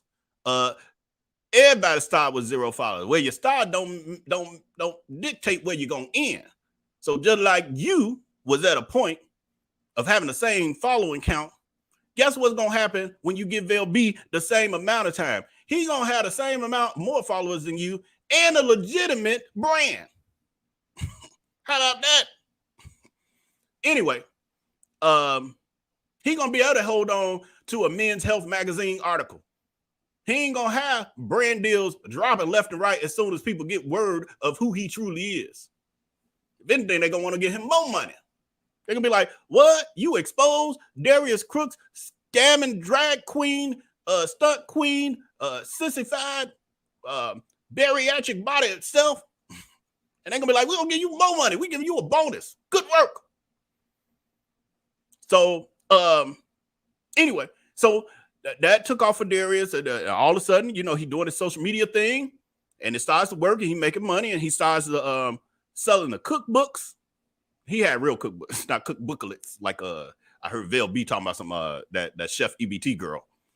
So he was selling cookbooks. Well, they were fake stories, talking about some stories from my grandma's kitchen. Stories from your head, stories made up, stories about everybody else's grandma. A whole nother story. Anyway, he ended up deciding he's gonna move from New York to Atlanta. Ends up moving to Atlanta, you know, got to pack up his stuff. He hired a moving company. Moving company come get his stuff. They ship it on to from New York, really New Jersey. From New Jersey to Atlanta. They get there. Now there's an actual clip. Vell B got the clip. I know. I don't know if you gonna be. Do you think you can maybe find it by next Foolishness Friday? He don't know. He don't know. He got to really do some deep thinking of where it might be, because it all depends on where the source where he got it and what he did with it after that and all that. This whole thing. Anyway, there's an actual clip of this situation that I'm describing. Well, this part of it. So, fast forward, the moving company arrives in Atlanta. Darius Crooks is flopping his old bariatric big boy stuck in a bariatric body all on the bed. And he is whining to his flying monkeys on IG Live, maybe Periscope back then. I don't know. One of them, Periscope or IG Live, whining to his core flying monkeys, talking about the moving company that won't give him stuff. That they there at the house and they won't give him his stuff. I can't remember the lie off the top of my head, but it's in the video. Tells them the lie. Something that because again, always twisting the narrative, always the victim. Amazing. I ain't never seen one person be so much of a victim in my life. That everybody you come across who you all of a sudden got a bad situation with, you the victim. But yet you're flapping around being a stunt queen, dragging people left and right. You don't look like a victim to me. But when you tell your stories, all of a sudden you're a passive sissy. He calls himself a sissy now. I ain't just throwing out that word. He calls him, is that a moth? What the hell? Something happened with the light. I don't know. Was that a moth? I don't know. Anyway, he calls himself a sissy. So all of a sudden he in sissy mode. Well, that's him fighting off the bugs. He's scared of bugs, y'all. Big ass scared of bugs. Like little moths. Like if he saw a moth, he'd be like, I think I saw a moth. that would have been his round. I'm like, what the fuck is that? Like, get out of here. He was, I got video of him doing what Vell B got video of him doing that. He putting it on. He doing some stuff. He got some plans. And he told me, oh my God. But I'm chuckling thinking about it. But y'all will see it eventually. Y'all will see it. Because he like to refresh, the stuff after a while. He feel like my trailer was the most recent thing he's done. And he feeling like it's old and stale now. So he ready to add another, trailer in there. So it's coming at some point. Y'all got to give him time, though. Got to give him time. So, anyway, big boy, bariatric body, big boy, laid across, flopping the bed, playing victim, whining, and talking about this company victimizing him. Again, I can't remember the details. Like he lied about something, or they want to charge him more money. Something on something, and they probably, I don't know, something. So anyway, he then gets his D-hags to harass the moving company. He puts their name out. Now, we've seen this. Those of you who really follow him, y'all already know. We've seen him do this multiple times. This is a part of his script. This textbook stunt queen behavior on the part of Darius Crooks, aka Darius Travoy Williams, aka Darius Cooks. Textbook. Can't get his way, he gonna use the power of his flying monkeys who are brainless. They victimizing me. Get them.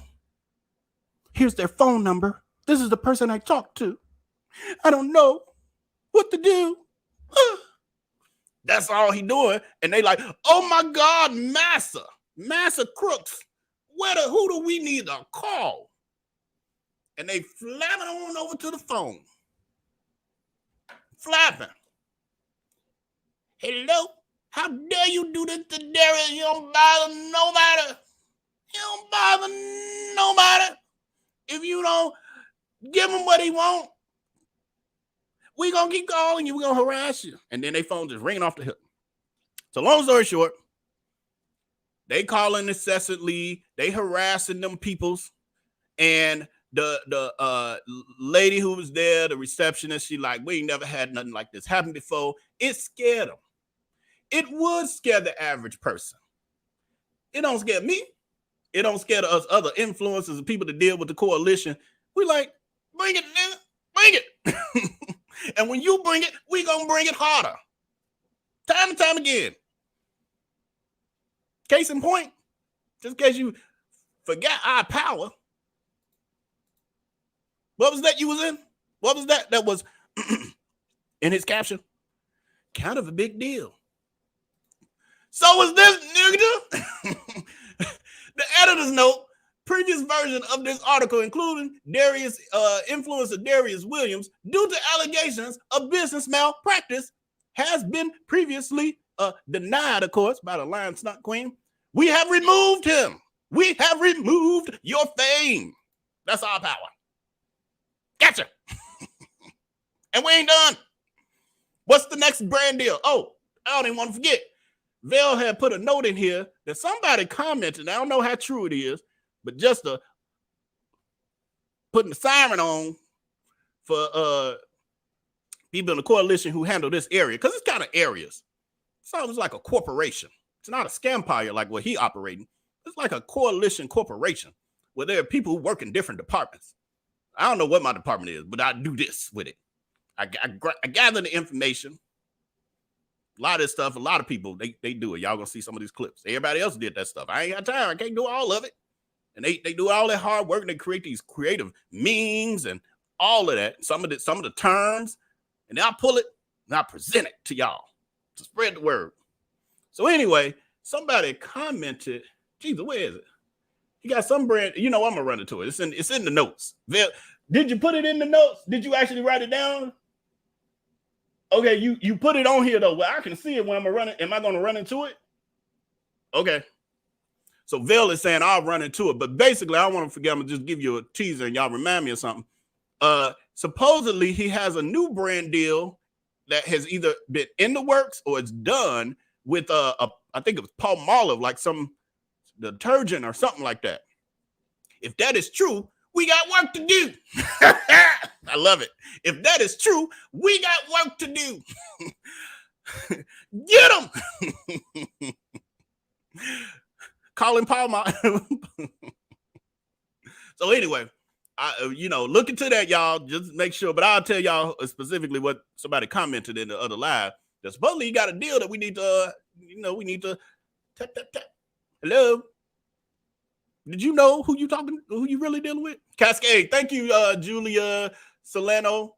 Cascade. So he has a deal with Cascade. I guess it got mentioned somewhere. He probably slipped up, trying to brag about it. We need to handle that. We need to make sure the proper people. I guess we can tweet them and add them. I'll retweet it and all that good stuff. Yeah, I need somebody to do the lifting on that, because I can do all this stuff. I can't do all. Somebody said, HA said, what did I log on to? You are hilarious. Thank you. But I'm being serious. This is my personality. Where I left off at? I don't even know. Where I left off on the story. So what the people said, now behind the scenes, somebody connected with them from the coalition.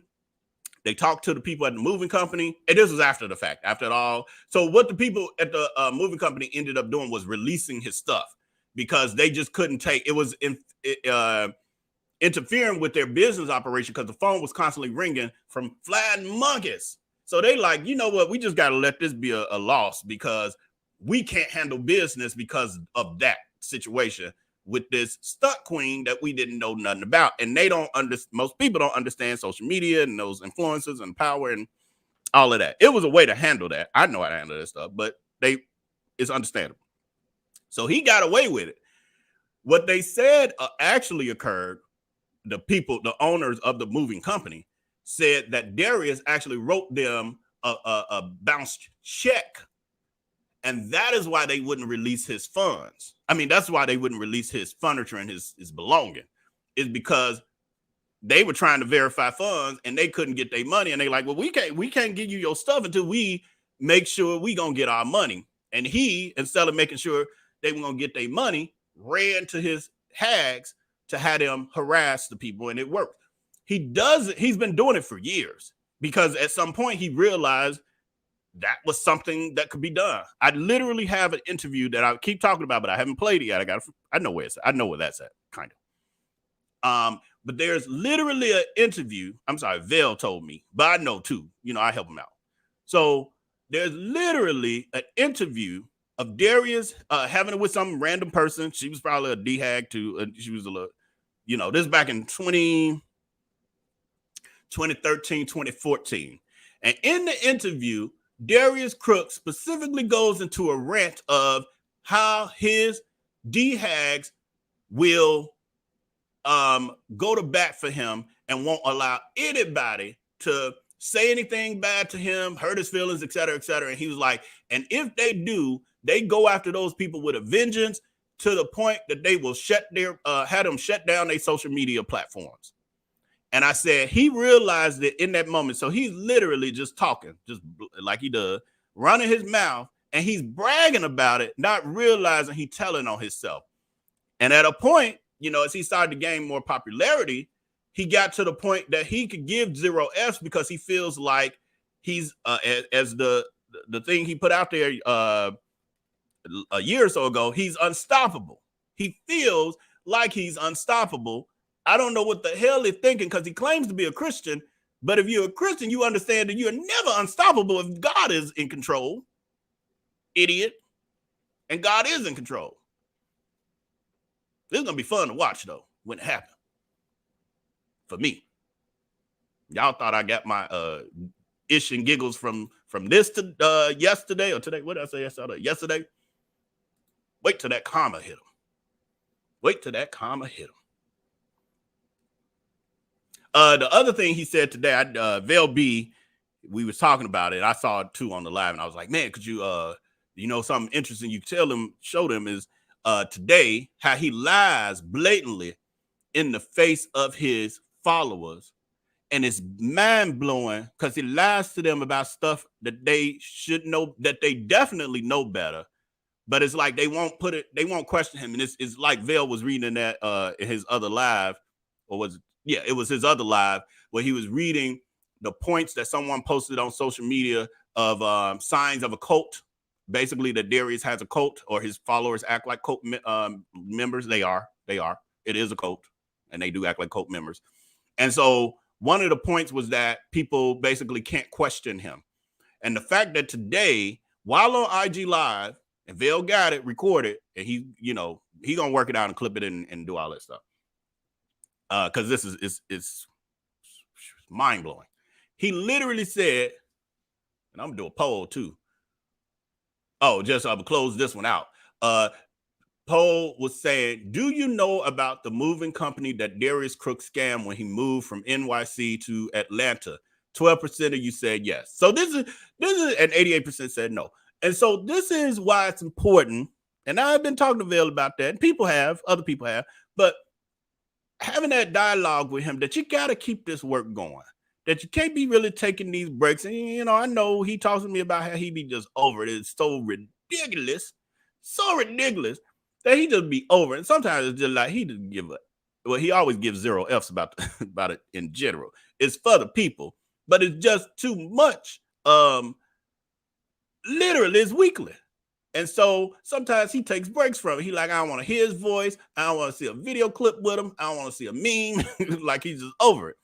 So, but because of stuff like this, where 88% of y'all didn't even know this story. And that's why some people, when they describe his situation, and Vell B and others look at it and they're like, no, that ain't it. No. This ain't just about what happened in 2021. We talking about, some people think it's just the Carolina pound cake. Some people think it's just the credit repair. Some people think it's just the restaurant. Some people think it's just what happened in Chicago. Some people think it's just the cookware scam that he doing now. Some people think it's just the dining with Darius Crooks. Some people think it's just the Eventbrite. Some people think it's just the Black Food Network. Some people think it's just him cyberbullying people. Some people think, now let me stop. I can go on though, I could. If I had a list of them out, like thought it through all the way. But people have bits and pieces that they understand and they think that's it. It's like, no. This is a very elaborate web of scammery. It's a scam nation. He built a nation of scam. And so it's important that this is a prime example. Did you hear this poll? I know you were sitting there watching TV and eating this. Like, what you got to, yeah, I want something. Put me something to the side. He got some leftover pasta from yesterday, Cajun pasta. But anyway, but you've seen this, right? Right. Okay. So he's saying he's realized he getting it. He's like, I got it. He already talking about something. I was already on talking more about this stuff. So the additional lie he told today was he was laying in bed as usual. So ridiculous.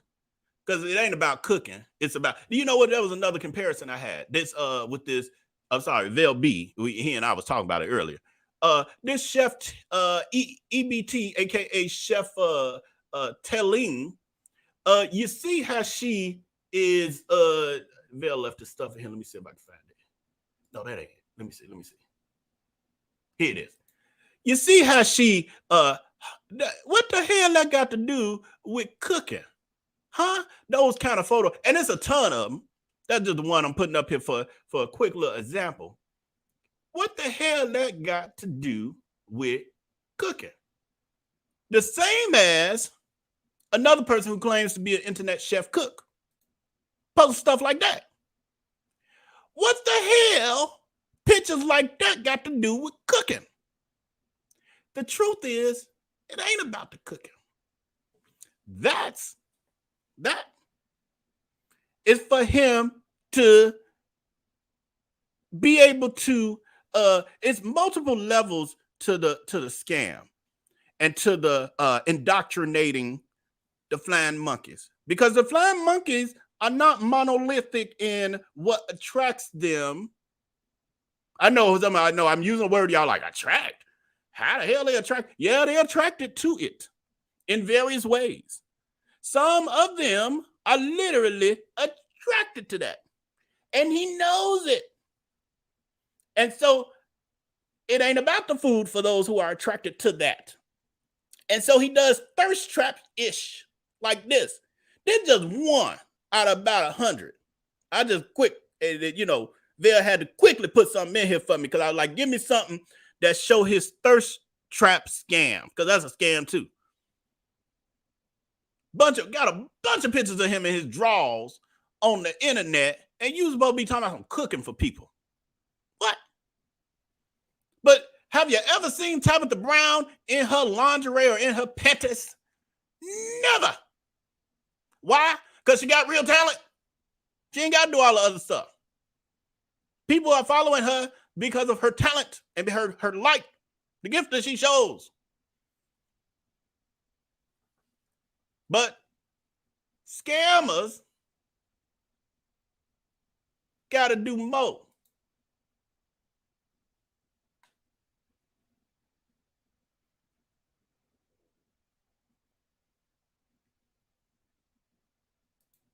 Scammers got to do thirst traps, showing 3 inches of sadness, trying to act like they got something down there with that sock and they bulge. And like a teenager. Stevie Wonder could see that ain't real.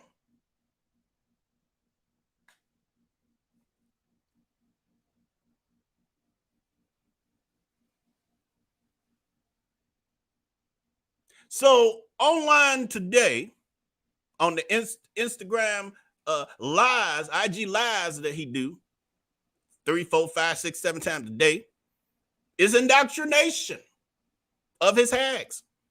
Some of them want to see his taco meat multiple times a day, and he does it. He goes to bed every night. For those, I know many of you. Let me see. This is a good poll, because this is something I've been very curious about in general.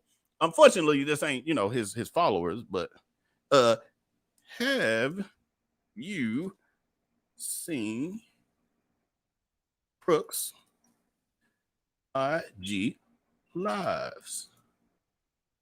Have you seen? So just put it, even if you've seen more than one, answer yes. If you've seen more than one of his IG lives, this number a little higher than I thought it was gonna be. It's almost half and half. So some of y'all ain't blind to what I'm talking about. So this morning, he gets on there. He gets on from the bed. I ain't got to do that demonstration. But he laid in bed, got the phone. Ninja, if you don't get your ass out that bed before you get on the camera, what? But it ain't about the food. It's about the thirst trap. And so he gets on, and somebody's, because they are obsessed with him. Some of them, most of them. Maybe some of the 52% up in here might be obsessed with him. Maybe I need to do that poll. Are you obsessed with Darius Crooks? I hope not, for your sake, for your mental health. And so he wakes up, he gets on the phone. People notice like a lump, like the cover balled up next to him or whatever. And I guess to them, it's like, ooh, is somebody in the bed with you? And so somebody asked in the comments, because they be just all kind of, because some of them just know their fuck. Some of them just know. It's foolish and fried. I can use this. I know you don't like no curse on this channel. It slipped.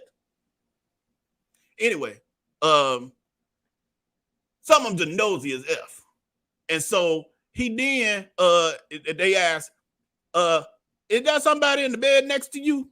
And he like, is there somebody in the bed next to me? I wouldn't have no camera on. I wouldn't be on here if somebody was on in the bed next to me. Y'all know I ain't never got on camera with nobody in bed next to me. I was like, what, nigga? What? What? Are you effing kidding me? And he was like, y'all know I wouldn't do that.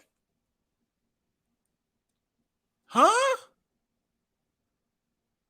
Jerome has been in that bed next to him multiple times when they was together, every night when they was together on that IG Live. Then he's gone as far as to have, at least to my now, I want to say it's 2 other randoms, but it might only been one, but I think it was, I feel like I recall 2 randoms in the bed with him, and he wouldn't put the camera on them, but they were talking to him. They showering, they changing, they getting ready for bed. He just keeping the camera on himself though, but he talking to them, and they in the bed. And he's saying, y'all know I wouldn't do nothing like that. Y'all ain't never seen nothing like that. Nobody in the chat corrects him. What kind of cult, mind brainwashing, Kool-Aid drinking, Jim Jones conspiracy stuff y'all got going on over there? Y'all can't tell you're being brainwashed? I literally think this Negro been reading books about cults at this point. Because it's scary that this man can lie to y'all to y'all face every day. And then sometimes they're blatant lies about stuff you know better. And he almost dares you to disagree with him so he can threaten to block you and or have them come after you, the flying monkeys. How dare you question him? Even though we know he lied too, but maybe he didn't. Maybe I'm forgetting. Maybe they lied about him, the Twitter people who hate him, because he love to make up narratives, bullshit narratives. I know I'm not supposed to be cursing. Good Lord, Jesus. It's Frozen Friday. We should be able to curse on Frozen Friday. We take the Patreon. We need to take this to Patreon. No, we do need to take this to Patreon. Anyway, so I mean, he says it's blatant, and literally, if once Vell get his archives, he really need to give him a little intern or something here, a little college student, and go ahead and start clipping this ish down and getting this in his digital asset management system. Then he can just dial it up, download, put it in the screen for y'all. It's coming, y'all. It's coming. It's gonna get there. Because Darius Crooks gonna be scamming for some more years. We got some time. It's gonna be a little minute before it all come crashing down, unfortunately. But just give us more content. So I don't know. Fortunately or unfortunately, it's sometimes the glass half full, glass half empty. Like he ain't going down no time soon. Feel like the glass is half empty. But the fact that he ain't, mean there's more content because they're gonna be scamming more people. He's gonna be cyberbullying more people. He's gonna be doing more drag queen, stuck queen antics, blah blah. Yeah, it's making the graph, and that more content equals more revenue and more exposure. And Vell can use him the way that he used Vell back in the day before when he was scamming him. Okay, deal, handshake, handshake deal. You scam Vell 10 years ago, he get to exploit you and expose you now, deal. And make a lot of money from it, deal. I'm handshaking for you. I know you don't like to talk about the money part of this, but it's the truth. And he's put you in this position because you got to tell the people, and you can't tell the people and on the channel because this revenue automatically come when people view. I know, I get what you're saying, but I'm telling it's the truth. And we ain't got to be ashamed. The news get paid, shit. I mean, shoot. The news get paid. Them commercials be paying the news people. They don't work for free. They got to research. We got to research. Anyway, all these hours, you should not be ashamed at the fact that you spend hours upon hours putting all this stuff together around Darius Crooks and these trailers and stuff. People don't realize you spent a whole weekend to put together the VellNito trailer, my trailer. A whole weekend. You deserve payment for that. Does Vell, hold on. Thank you to the ones who voted in this poll. 57% of you say you don't watch. 43% say you do watch Darius Crooks lives, or you've seen at least 2 of them. Now I forgot the question I was going to ask. Does Vell B, remember, put your whole name, Vell B, deserve revenue for the VellNito trailer? So basically, y'all seen that trailer. I mean, we're going to play it again before the show is over. Oh, oops. That was wrong. I didn't mean to do that. I meant to do a poll. I just made it as a comment. Ignore that comment. Never mind. I deleted myself.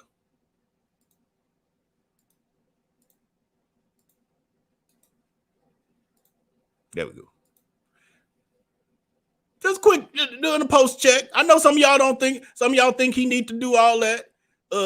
You know, I got to get a haircut. This haircut costs money. This haircut wasn't free. This hat I'm wearing ain't free. I'm wearing ain't free. These prescription sunglasses, because otherwise I wouldn't be able to see nothing. If I had on regular sunglasses, just, you know, off the street, I wouldn't be able to see the screen in front of me. These ain't cheap. These are Ray-Bans. 95% of y'all got good sense. To the 4% of y'all is jumping. Let's see. It should be, damn it, it should be 100%. And so to the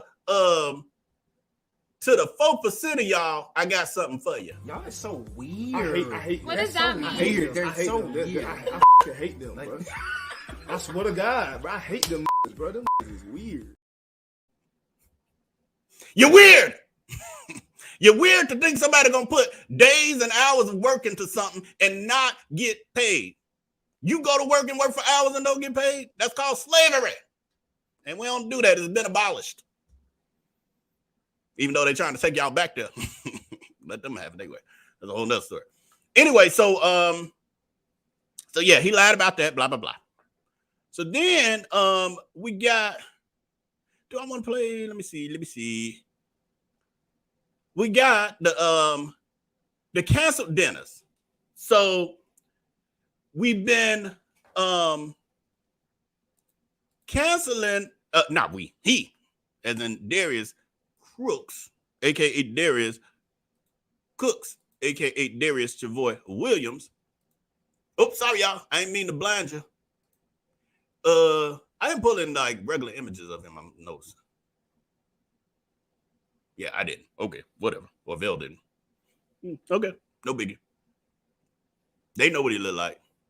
They seen that atrocious grimace multiple times. Too many times to count, unfortunately. So we all know that he does the Dining with Diarrhea fan club potters across the country. And he claimed back in April of 2022 that he had sold out. Vell gonna put that together because his images and stuff. He had that old milk dud head. He had sold out and had made over $2 million in the matter of a weekend. Now that was his claim. Well, you fast forward, now we're in the year that he had supposedly sold out all these dinners. And as was mentioned earlier, we're seeing posts almost every other week at this point with tickets still on sale. And then he's actually noting, which is surprisingly, but I guess he's that desperate. He's noting how many seats are available, meaning he's trying to get them sold. He's like, this city, 8 seats. This city, 7 seats. This city, 15 seats. This city, 27 seats. It's like 27 seats available. You only hold 30. You mean only 3 people bought it for a whole city? But he sold out. And now it's really starting to show, because what he was doing at first with the cities that wasn't selling out, he was behind the scenes sending them emails saying, hey, it's canceled, or I can't make it, or whatever he's telling them. And then you're going to get your refund, and hoping it just stay all behind the scenes. Well, that ain't how it worked.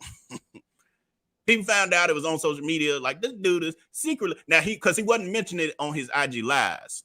He wouldn't mention it there. It was only behind the scenes. And then Coalition was bringing it to the forefront as they should. And it was on Twitter and everywhere else. So then he couldn't ignore it because his followers, I know some flying monkeys are in here. Hey, flying monkeys. I know hopefully one day you get healed from your being blinded. And well, you want to be scammed, y'all. I'm so happy he scammed me. This is the best scam ever. Y'all are the most ridiculous human beings I've ever seen in my life. Y'all are weird. Y'all are so weird. I hate what does that mean? I hate them. They're so weird. I hate them, bro. I swear to God, bro. I hate them, bro. Them is weird. Yes, that applies to y'all.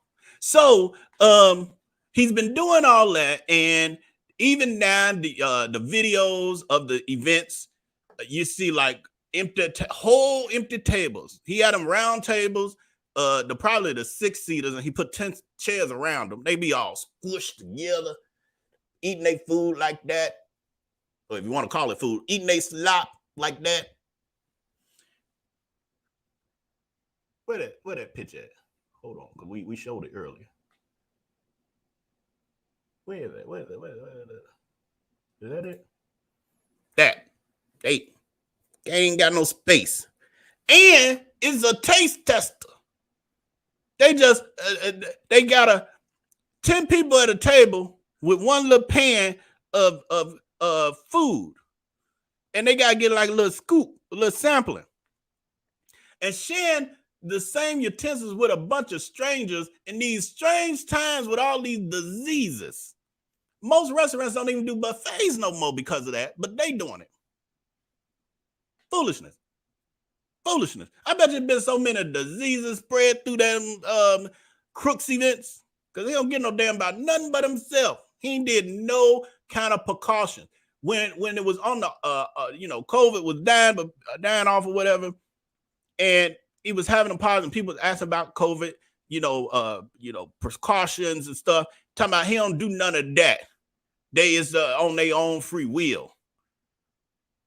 Ninja, what? Are you a human? What? And for him, the thing is, it's just too much to worry about. It don't make him no money, so he don't get no F about it. It's about for him to care about it. And those are the things that should tell them that he does not really care about them. Part of it, though, is they've been love bombed. And they're basically in a parasocial abusive relationship at this point. We all know, and unfortunately, I was going to say us, but I can't say us.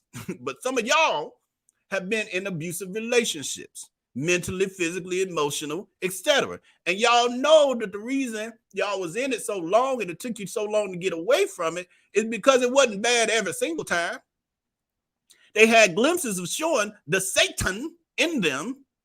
And they had other times where they made you laugh, maybe gave you some good stuff, and then gave you some good times here or there, took you a place, maybe bought you something every once in a while. Maybe they paid all the bills and you're like, well, this Negro is the worst spawn of Satan, but he sure keep these bills paid. I ain't got to worry about it. Goddamn, I can just, all my money I make is mine.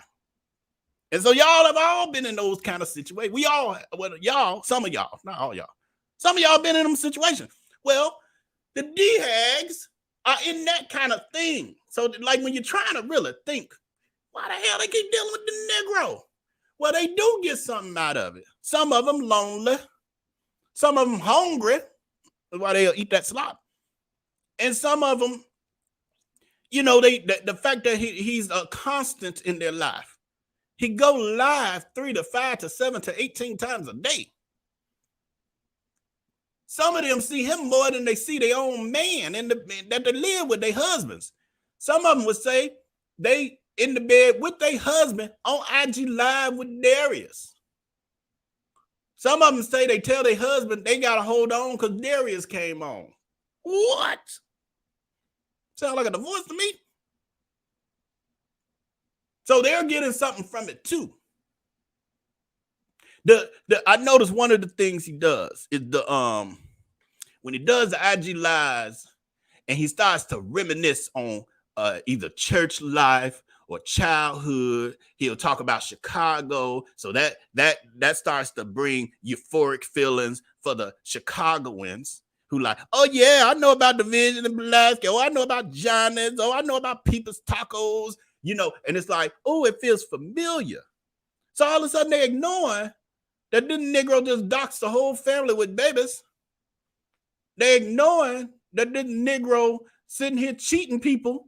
And you got people who like, oh, he can't. I didn't get the email about my Down with Darius event. I didn't know where to go. I flew in 12 hours and then drove another 5, and I never got the email.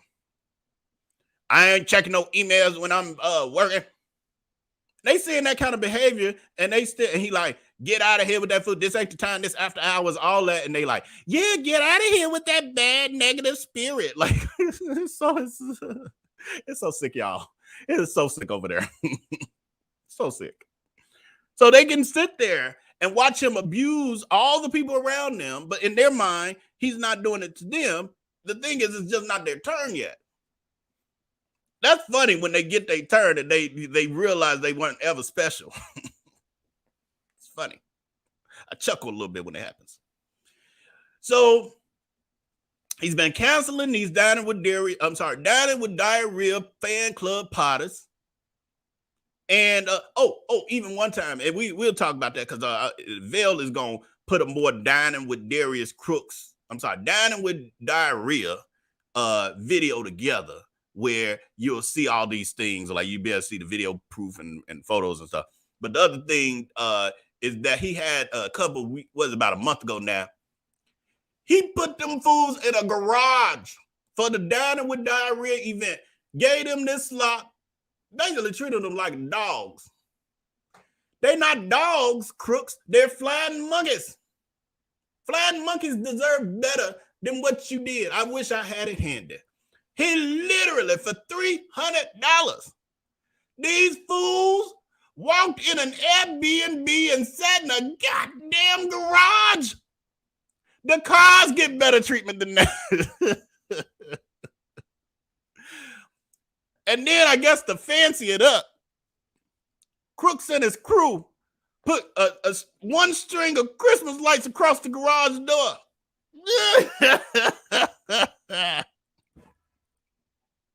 I can't make it up if I tried. He had them pay $300 for that plate right there and a garage.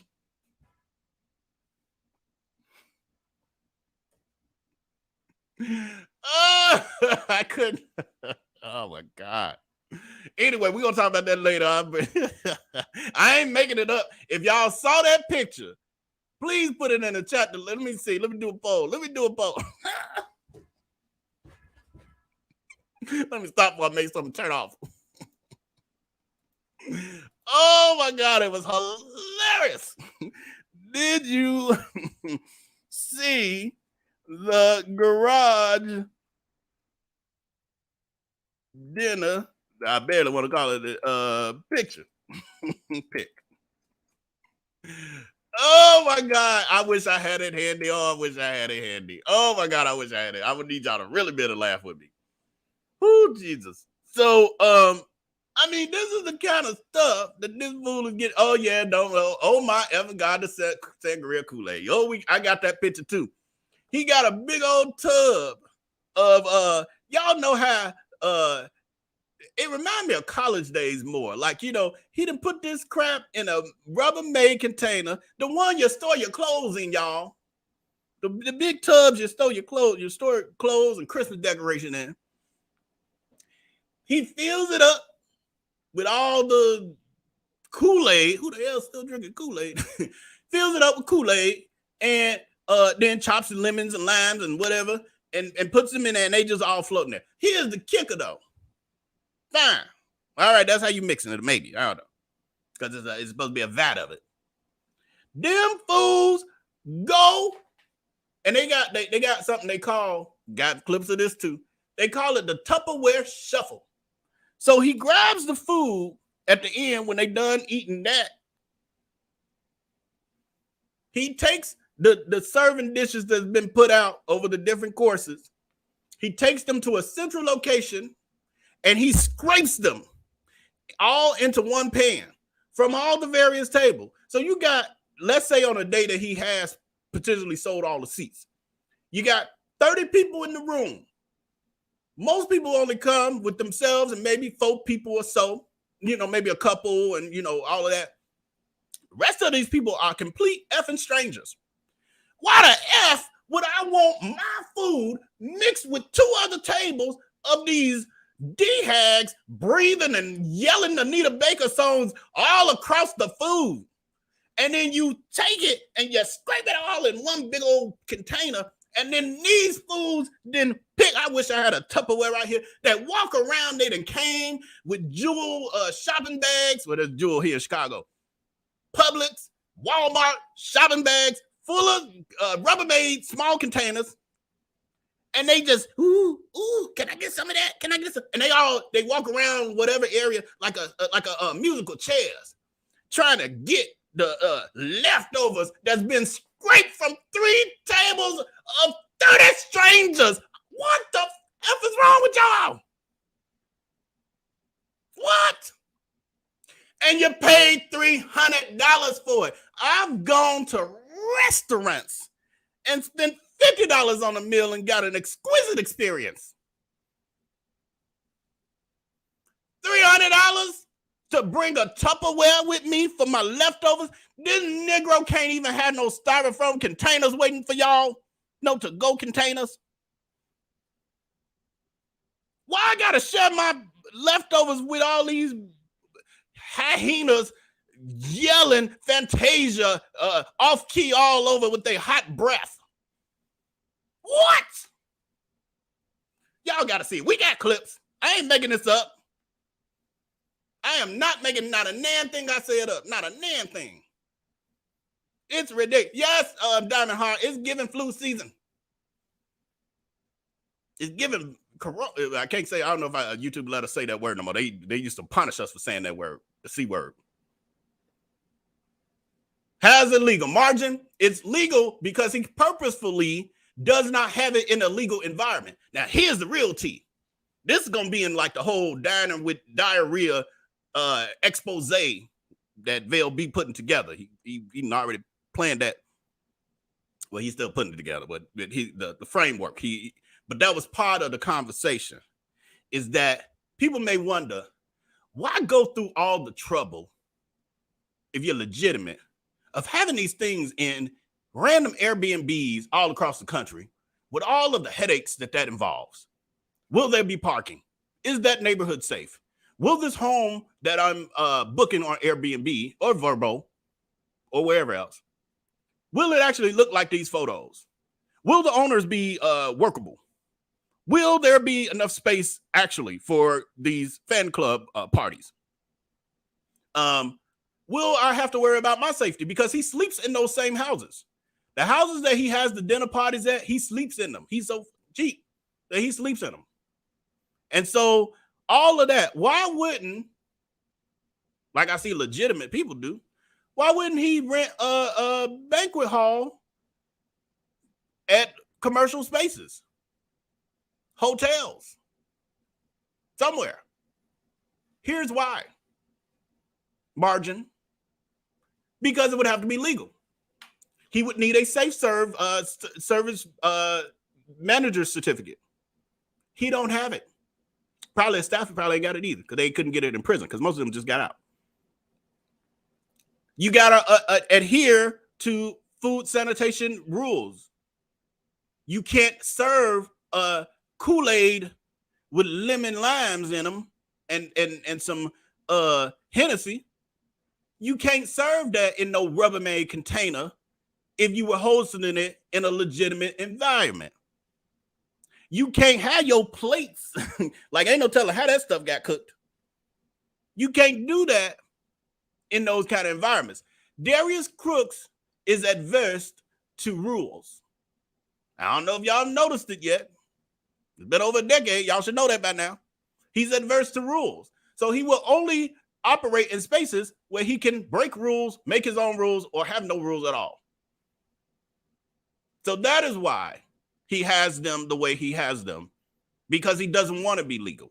And the reason there's short periods of time in all these various places is because by the time people catch on to his grift, he's now moving on. So the health authorities, because what he's doing is illegal in all these various municipalities, by the time they get wind of it and make it to him, he gone. Or it's on the weekend and they closed. He does not have credentials. I don't know if you're talking about, has he ever been trained as a professional chef in culinary school? That would be a no to that. Does he have a safe serve? That would be a no to that. An active one? That would be a no. Did he claim he had one? Yes, it was a whole scandal in 2021 because that was brought to the attention of his attendees and at the diarrhea events, dining with diarrhea events. And he claimed he had one. I think he put a fake one up or something, or I can't remember. It was some scandal about it, but they proved that he did not have, in fact, did not have his safe serve license. Yes, dining with disease.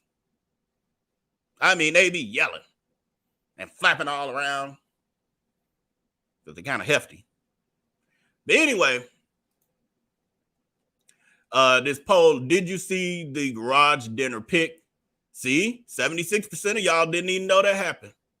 That's what I'm saying. This, Vell, are you listening to these? Because you like all the goddamn polls. Are you listening to these results that's telling you the work that you have ahead of you, that it ain't done? You got to quit taking these breaks like you be doing. I understand it. Yeah, I know. I be helping you sometimes. I know it's a lot of work, but you can't. You got to realize people not seeing this stuff. So you got to help. You got to do your part. People in the coalition, they doing a great job. They keep clipping this stuff. And we can talk about some of the stuff behind the scenes there, but that's a whole nother story. We're going to leave that alone. We're going to talk about that a little later. It's coming. So anyway, dining with diarrhea. So another proof that he is, in fact, canceling. He actually just canceled one for this weekend.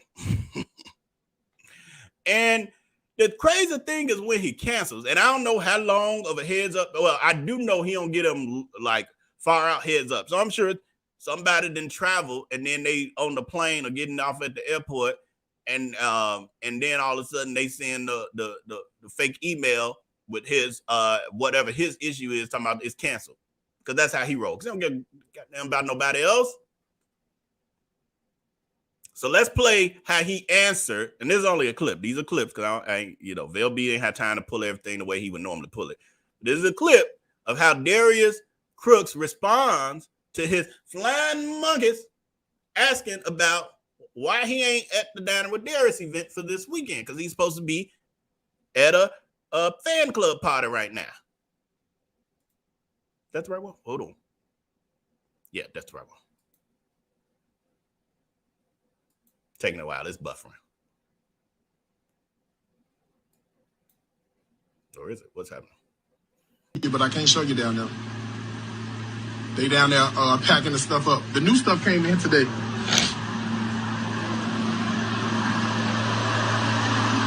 No, Diner with Darius Crooks was in Pittsburgh, but I had to cancel it because I had to move.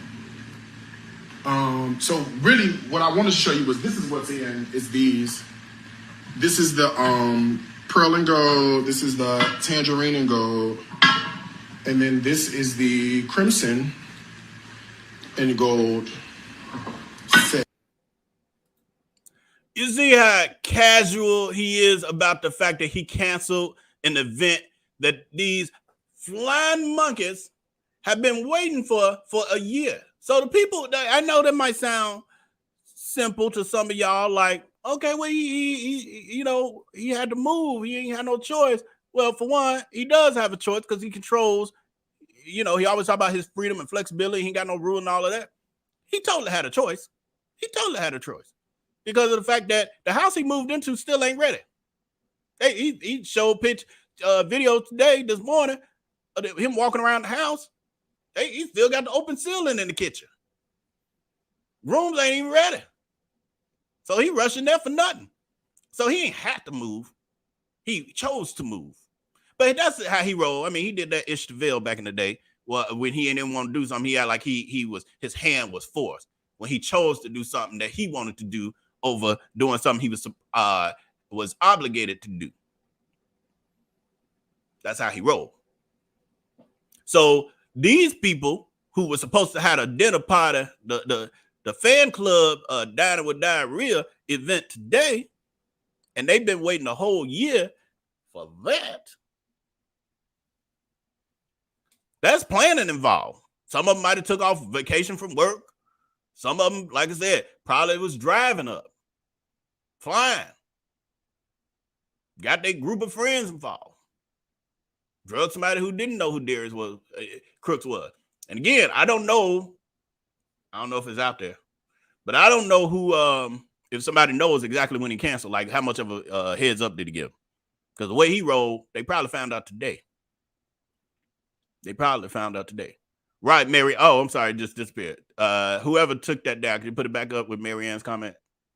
It was something about him moving. Mary Ann saying it's going to be December before he can move in the house. So he said he had to move. Thank you for that, Mary Ann. He said he had to move this weekend. And I knew from the video that I saw this morning, the live stream, that he was saying that it wasn't ready. So he moved his stuff out of there, probably because he didn't have enough room in the warehouse for his household furniture and all these shipments he getting in. Because he he about to go on a scam tour. He's getting all this stuff in for his Christmas sales. I know what he's doing because you got to prepare a season ahead of time. He's getting ready for his Christmas sales.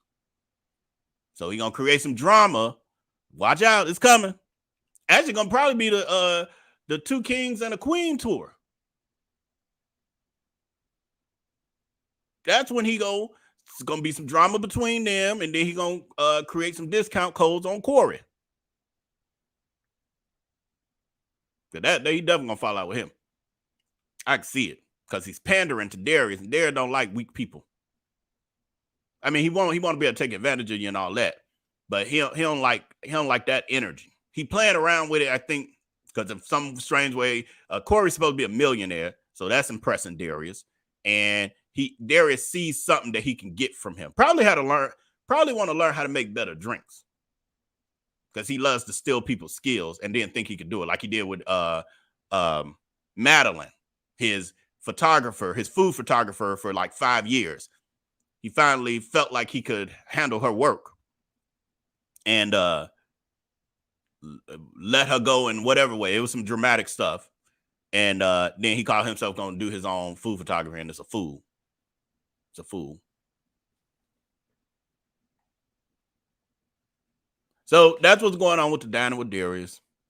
Then I saw this on Twitter earlier. I didn't have time to really dig to like get full context of everything that's happening, but this has something to do with Crooks.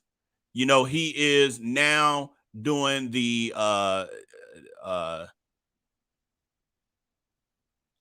dragging black businesses across the country. So he's going to black businesses across the country and victimizing them, black restaurants to be specific. So he's going on in them under the guise of I review black businesses. I want black businesses to do well. No. I've really figured this out. You go to black businesses because you know you can get away with this bullish that you're doing, which is dragging them. And you know that you couldn't go to white establishments and others and do the same thing and be getting away with it. That's what it's really about. So he's doing it across the country, and at least monthly, well, I ain't gonna say at least monthly, I'm gonna say this. Every month, out of all the businesses that he, restaurants that he reviews, although his got shut down by the state of Georgia due to his fraudulent credit repair company. On top of that, had that even not happened, they would have been shut down by the health department. We're gonna read those reviews as well. And on top of that, the customer reviews. I got all that. His restaurants were garbage. They had horrible problems. Sticky floors, stealing people's credit card numbers, bogus Groupons, food ain't the best, running out of food. Who that? Is that Donna Hammond? I don't know if Donna is in here. I don't know if Donna's in here or not.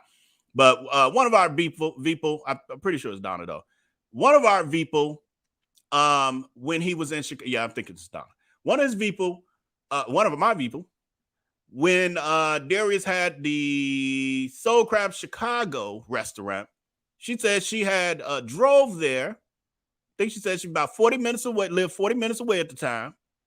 Drove there to only see a sign on the door that they ran out of food. What kind of well-ran restaurant runs out of food during business hours? But now he gets on here and he's this mastermind guru who is so well equipped because he's been so successful. He even lied on one of his videos. And that's why, Vell, you need to be clipping these things quick. You do need to get you like a little college intern to clip this stuff down. That's the only way you're going to keep up with it. It's the only way. We got to figure that out. But anyway, he lied on one of his IG lives where he was talking about his restaurants were successful and he made millions. Dude, you're lying from the pit of hell. You owe the state of Georgia $145,000 for the fraudulent credit repair company above 701. You claimed in the newscast, because the news picked up the scam. It was so scammable. And the fact you didn't pay your employees, all of it. Closed the same day. Didn't give them no notice. But you rich. What? He claimed at the time that he couldn't, putting all this together. Ooh, not right here. I'm telling y'all here, but we're going to put it all together. We're going to put this timeline together. I got some other ideas. But, thank you. Leave that up. I'm touched on that. So he claimed that he couldn't inform the employees that he had to close the bit or that he was going to close due to his mental health. He claimed that he couldn't tell them because he like, if I told them, then they weren't going to keep coming to work until the last day. Lies from the pit of hell. Businesses close all the time and tell their employees in advance, and they have employees who stay to the end. Harpo did it, Oprah. But on top of that, I got one of the best examples of a soul food restaurant. Miss Robbie's Sweetie Pie's upper crust location in St. Louis. Oh, actually, her Jackson location as well. And she had other locations. She's closed 6 restaurants, if I'm not mistaken. 6 of them. All of them closed with the employees knowing about that it was closing. And they worked to the last day. Quit lying. You closed it immediately because when you settled with the state of Georgia, they was like, when it came to your business license, they was like, Thank you. and it was Thank you. gone. And they did it for, Thank you. they snatched, what was that? Soul Crab Atlanta. Thank you. Then they went over to Above 701 and said, Thank you.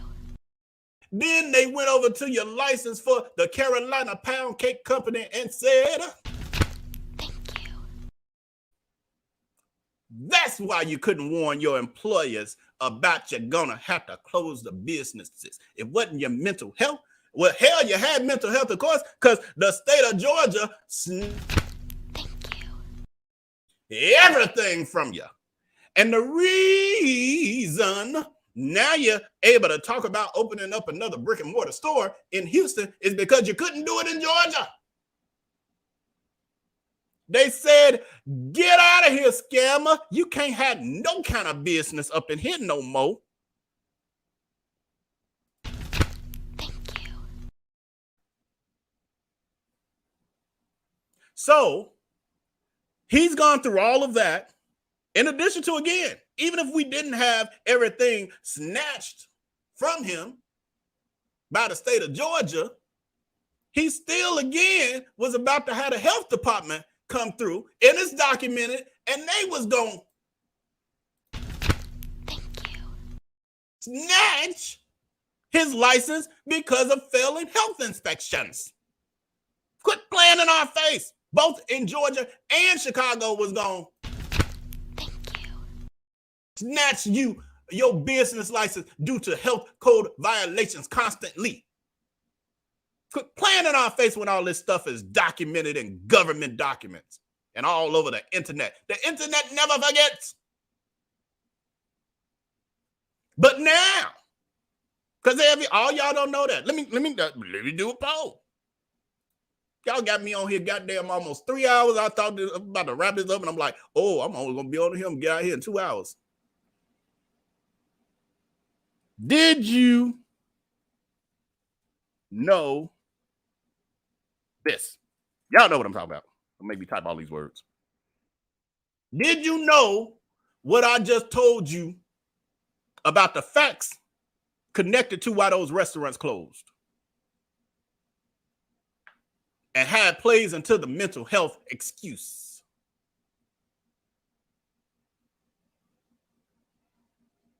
We still got some people learning. That's good. 38% of you saying no, I'm okay with that. That means, or 36, that means more, some new knowledge there. I'm okay with that. I'm okay with that. So now he done gone from that fiasco, that that I caught it. You saw me caught it. That freaking dumpster fire, he got away from it. And now he ain't cleaned it up. The soot, there's still smoldering from the dumpster fire flame of everything I just told you. And this fool so full of himself that he done changed the narrative to he done ran all these 3 successful businesses that, and they so successful that your mental health was compromised by them. What? Things ain't adding up. The math ain't mathing. Your businesses were successful and you became multi-millionaire rich and you closed them because of your mental health. Because usually when businesses are successful and you're great, you're a master at everything, you got all these master classes and you're unstoppable and all this other foods, God stops you constantly, it look like. Karma stops you quite a bit.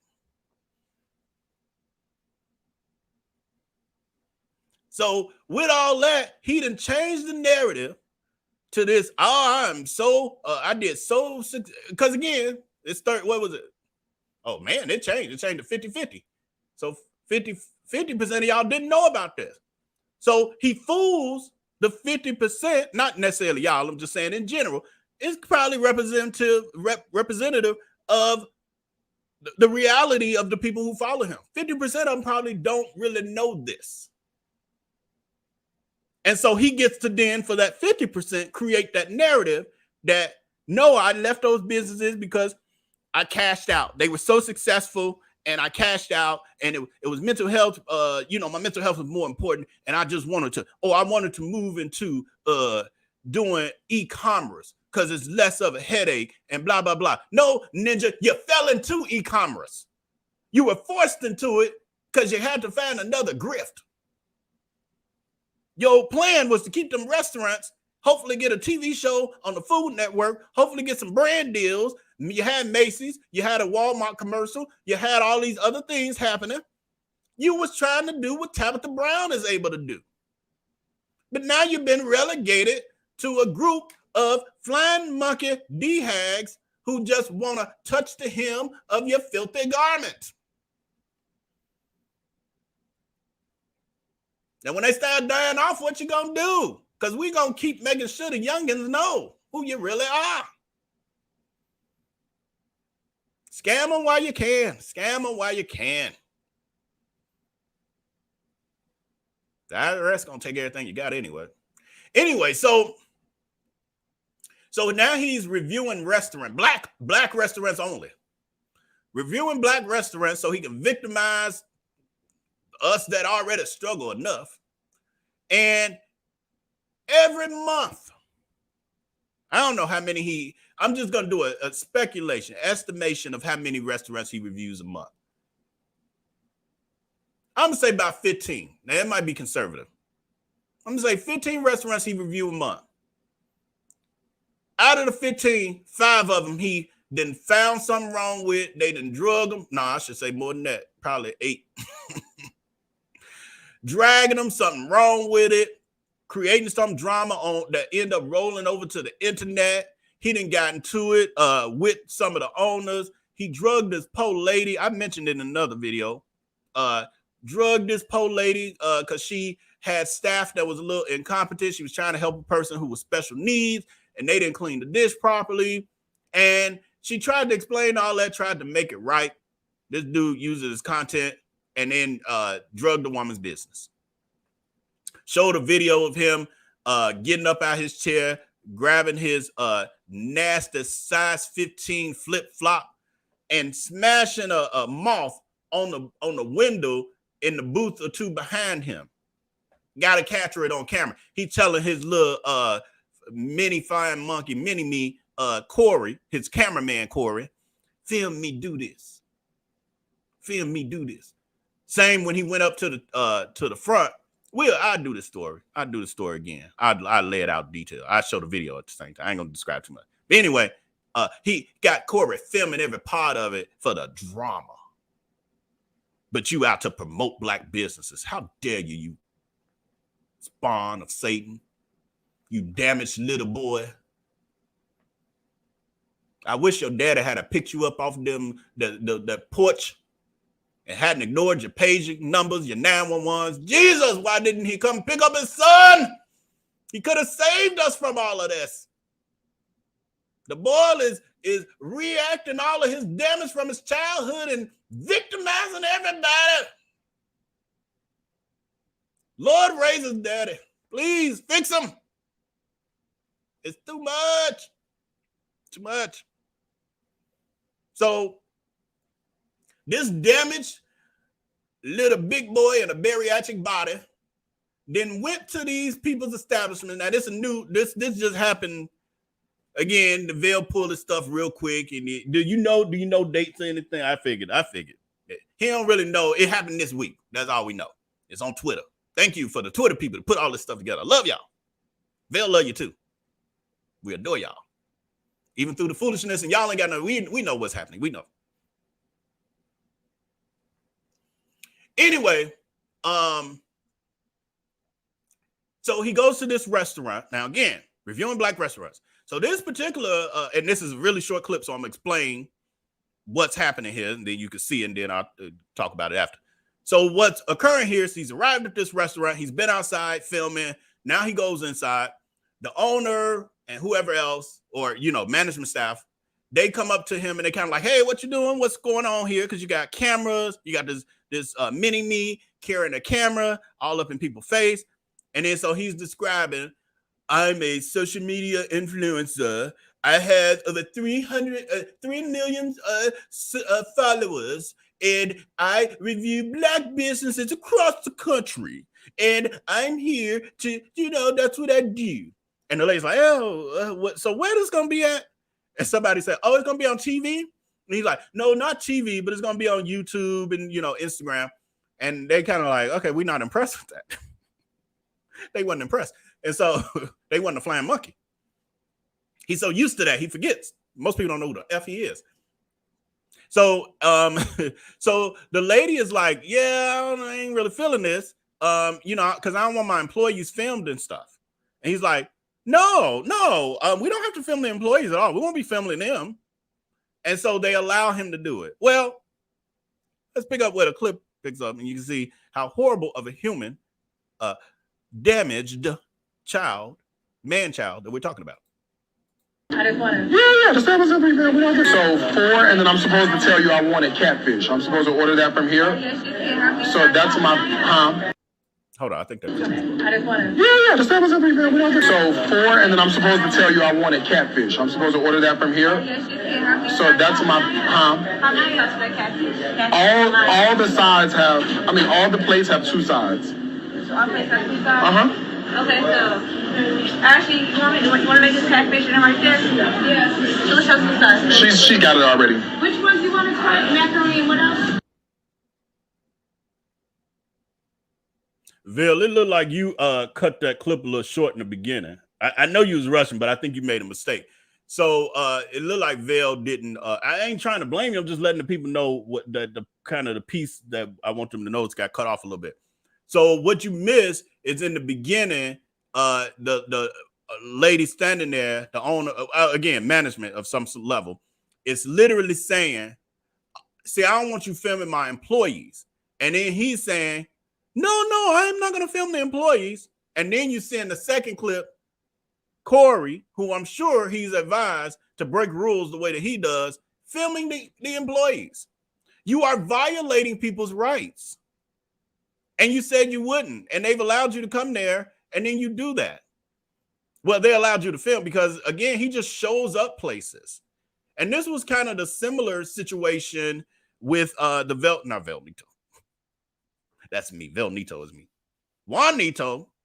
It was similar with the VellNito, where Darius Crooks and his minion, Corey, his cameraman, pop up at that restaurant, and they got a camera in VellNito's face while he's third day on the job, still learning, and then Darius is giving him a hard time being the difficult person he is, an unfeeling person that he is, and they're filming this and never once asked for consent.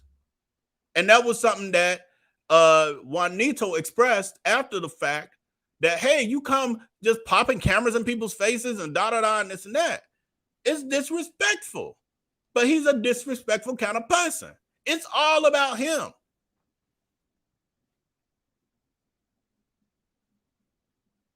Did you notice 42% of you said yes, 58 said no? It looked like almost 50-50 thing going on over here with a lot of this stuff. Okay, so Darius Crooks then goes to another restaurant. So again, these are multiple reviews. They don't necessarily happen on the same day. Sometimes they do, sometimes they don't. He goes on his IG lives, and then he plays these for his flying monkeys, and they're like, oh, how that food was. Oh, you saying, you talking about you dragging that lady place? It's so funny. Yeah, but you supporting black businesses. What? So here's another situation, and someone captioned it on Twitter, and I don't show people's names like with the Twitter with this stuff with the coalition, because I'm not sure who wants their name out there and who doesn't. So I'd rather just put nobody's name so that I don't make a mistake, because I wouldn't even be able to keep track of so-and-so is okay with it, so-and-so isn't.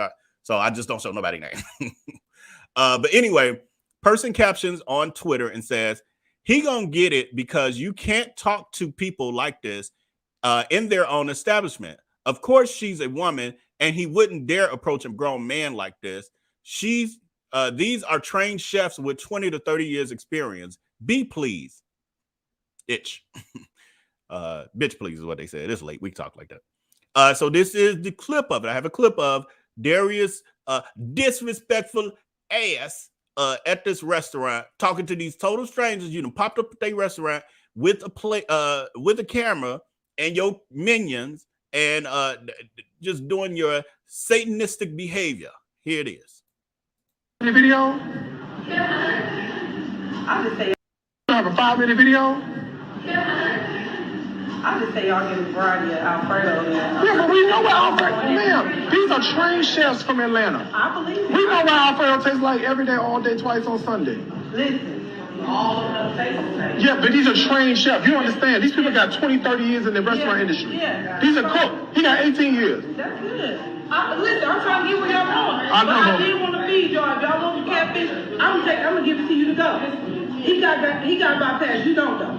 Would you like the catfish? Take a second. Yeah, let's go to the other place. It's just not enough for variety. And I don't want to, you know what I'm saying? You want a deli on 16? I don't know. I'm finna look at my comments and see where we need to go. 16, 14, or Cream City Eatery. I ain't even gonna hold you like that. Cream City Eatery. What is it called? Cream City Eatery. Cream. The deli is a deli shop that's gonna be corned beef. I'm not bashing, but if you say that about me, you're gonna say the same thing. Social eatery. Yeah. Okay, this looks like there may be a variety. Let me look at the menu real fast.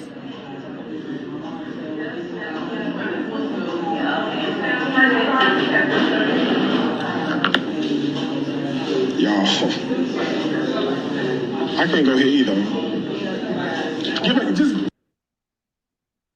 This is crazy because you know what? So let me explain the situation for those of you who may not understand it from this particular clip. Darius Crooks has gone to this restaurant. He's there with his minions. One of them is actually his friend Eric, who lives here in Chicago, who I knew when I knew Darius. They've been friends since Darius was like 16 or 17 years old. Eric actually, I can rewind a little bit so y'all can see. And normally I wouldn't even do this, but Eric called himself trying to get on Darius's platform and playing games and backing up Darius's lies. So the guy here in the orange with the hair, that's his friend Eric. I ain't gonna give his last name though, but that's his friend Eric. And so he's called himself going online and saying derogatory things about me. So now I get to just put him on up my public platform. So they've been friends forever. He has a really shitty attitude when it comes. Oh, sorry. He has a really shitty attitude. Oh, I said it again. Sorry. He has a really bad, like this behavior was behavior that they did back in the day. And that when Vell B would be around them, when him and Darius were, they were together back in the day. This was the behavior that he wasn't okay with. So he started saying, when you go out with them, leave me behind. I don't want to go. Because he doesn't like to see people being treated like that. So what is occurring here is that Darius and his minions have arrived at a restaurant through the suggestion of his flying monkeys.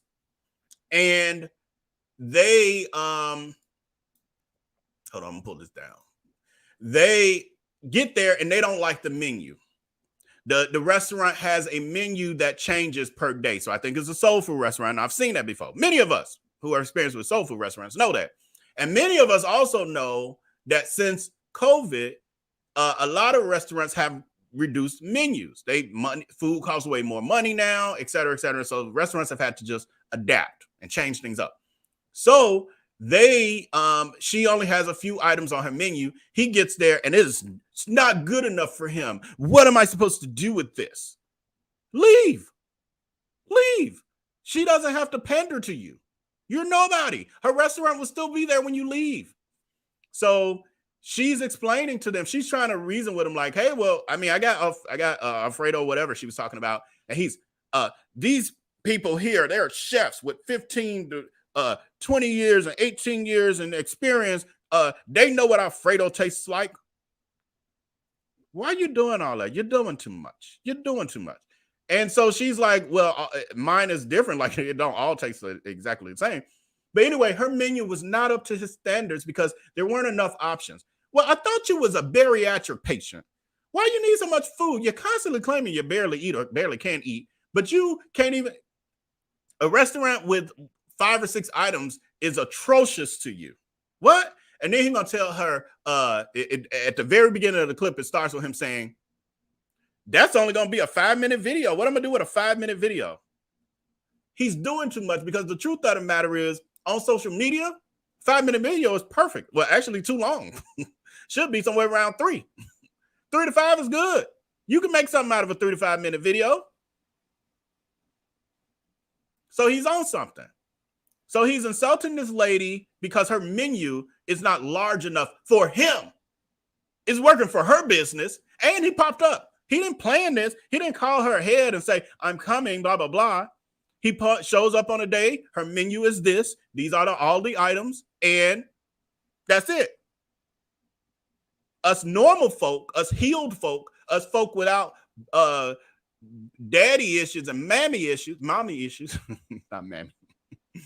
Us healed people without mama and daddy issues, who, and some of us with mama and daddy issues, still know how to behave better. But this person ain't healed.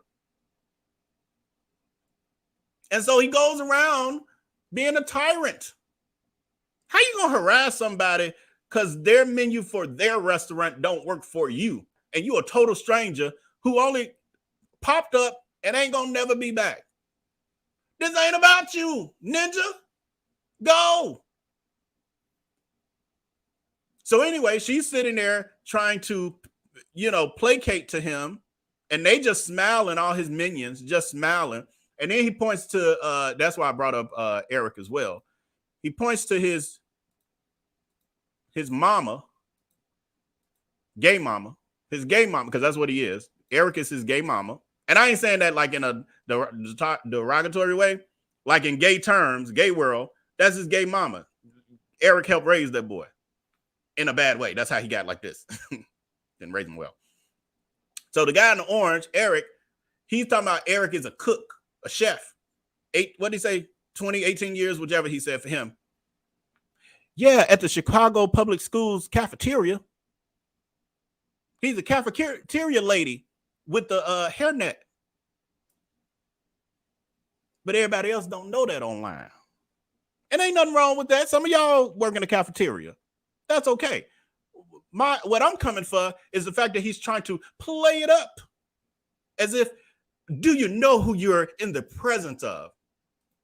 A cafeteria lady? What? What are you saying? What are we doing here?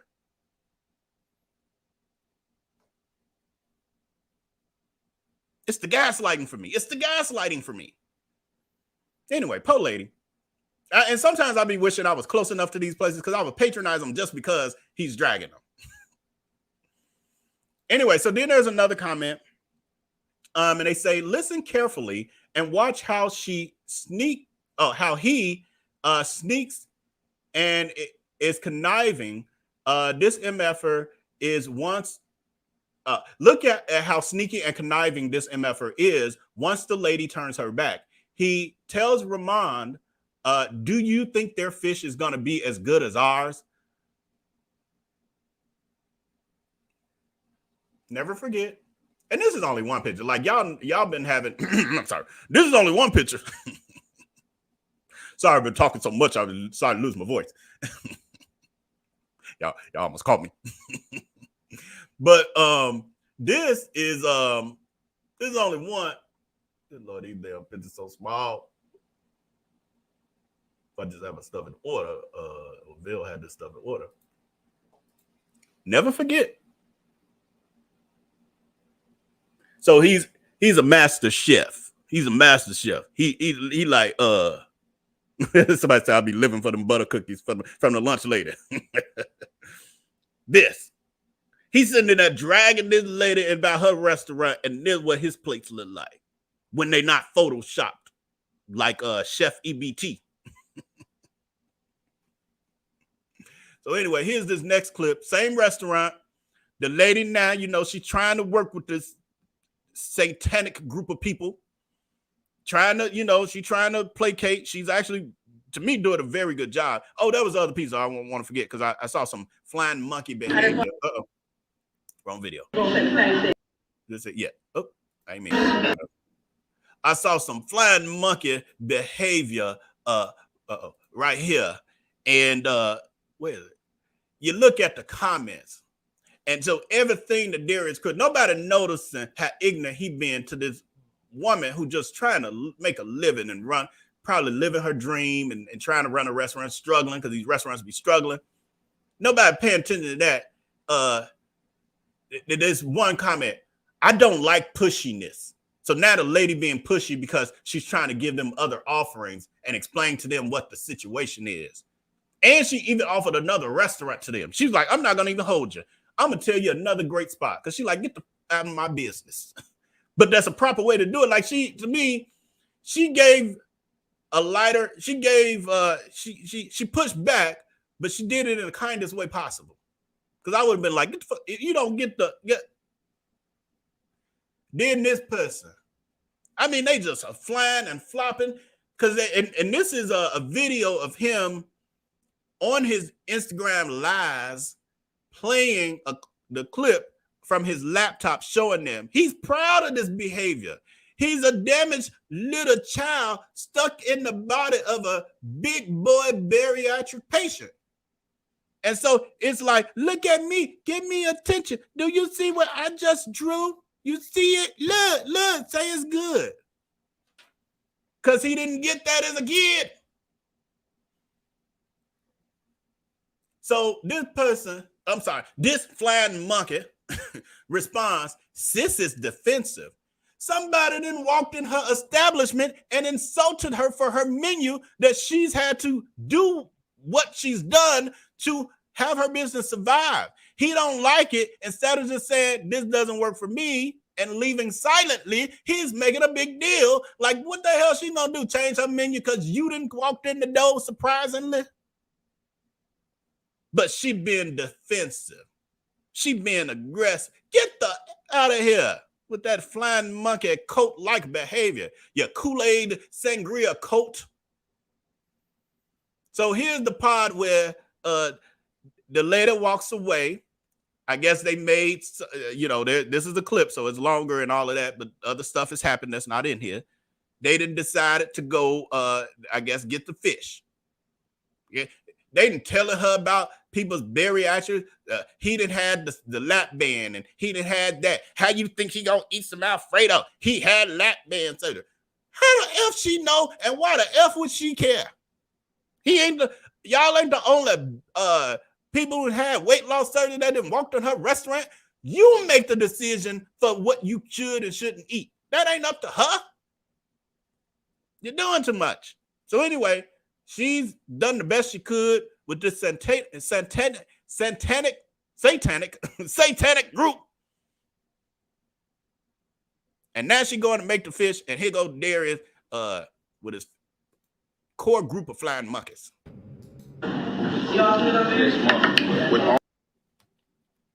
Give it time, it's buffering.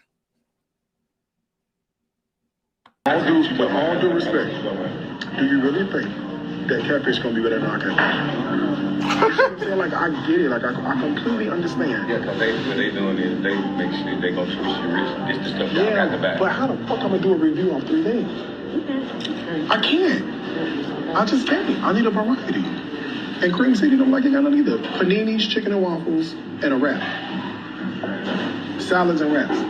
So let me keep looking. I'm sure it's something in my comment section. It's got to be something else. And I feel bad because it's like, you know what I'm saying? Like, we want to support, but look, everybody else said. They got more drinks than they got. All right, you get my text? Yeah. All right, let's go.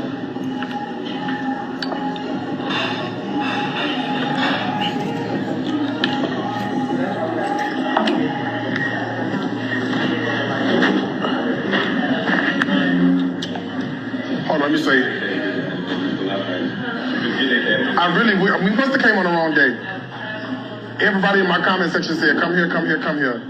But I just can't do a review off of 3 things. So maybe next time we come to Milwaukee, we won't come on a Friday. I guess Thursday's the night to come? Well, that's turkey leg day. So we do stuff turkey leg on that day. On Thursday? Yes, I have a tandem change of menu. So every day it's a different. So the bariatric patient is saying 6 items on the menu is not enough for him to do a review. I think that speaks for itself. And then asking his chef, do you think their catfish gonna be as good as ours? On top of that, as you can tell, he didn't ask that question, which means they done went and started making that catfish and dropped some fish, and now they about to leave. That's the kind of ish he would do here back in Chicago when he was broke. He's sitting here with his plates looking like that, critiquing this lady with a whole restaurant that's open, that ain't shut down by the city of Milwaukee, ain't been shut down by the state of Wisconsin for fraud. He gonna criticize her for her menu. I feel bad. I don't want to block. If you feel so bad, why are you recording it all? If you feel so bad, why you not going to work with the items that she does have and explain the fact that she has a reduced menu, which she said, if you got a problem with the size of my menu, you're most likely going to have a problem with the size of most of the menus around in this area. Why? Because all those restaurants, and I'm adding to this, but because it would make sense that most of the restaurants probably in that area have adapted their business model to survive. So they're not holding as much food. So if because I am a caring person who would not go across the country dragging black businesses, and even if I wasn't satisfied, I would put a spin on it, or at least be honest, but you ain't got to be dragging people. So I would explain as I review the 3, 4, 5 items, give my review, and explain this menu was reduced on the day that I came. You know, COVID has affected multiple businesses, and, you know, black businesses, especially restaurants, suffer because of this and that. That's why it's important that we support them. Also, in this particular area, in this community, as the owner was telling me, many of the restaurants are in this situation. So let's support them. When you care, when you feel bad for a situation, you don't make it about you. But when you're a damaged little boy who grew to a big boy stuck in a bariatric body, you handle things the way we just saw. Because you're damaged. Damaged. Wasn't that a song? Who used to sing that song? Put that in the chat. Who used to sing that song? Danny King or something? I mean, you gotta understand, though. You know, and Vell, you know, he's an understanding and feeling person. He talk about how empathetic he is. He's an empath. That'd be a little bit why his highs and lows and stuff, because he take on a lot of that energy. But could you imagine being a little boy? Thank you so much. Hey, you there? I thought it was Danny the King, because he's damaged. So, could you imagine being a little boy who just longed for some love and attention from your daddy, and he wouldn't give it to you because he had other kids? Papa was a rolling stone. Wherever he left his head was his home. And when he died, all he ever left me was to be a scammer. So imagine that being his situation, being left on that porch stoop, texting his daddy, not texting, they wasn't texting back then because he old too. Darius Crooks, Scampa, is 41. It ain't really old, but he looks old. You know what I'm saying?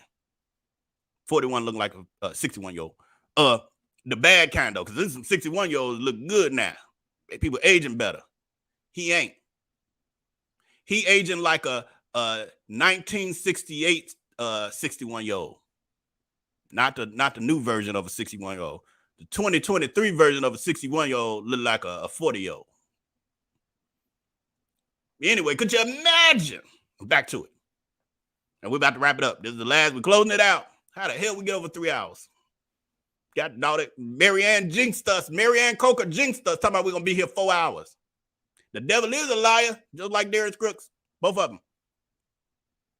Because the devil is Darius Crooks' daddy. He was texting his daddy, paging his daddy, Satan, to come pick him up for the weekend. He wanted to spend time with his daddy, Satan. And Satan never came. Satan left him hanging. And so he took that void and he had to do something with it. And every day we see what he's doing with the void that he has.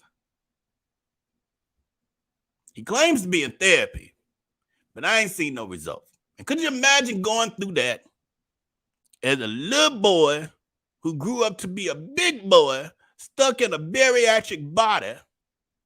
The big boy is going to bust out that body. That's why I keep saying that, because he's busting out.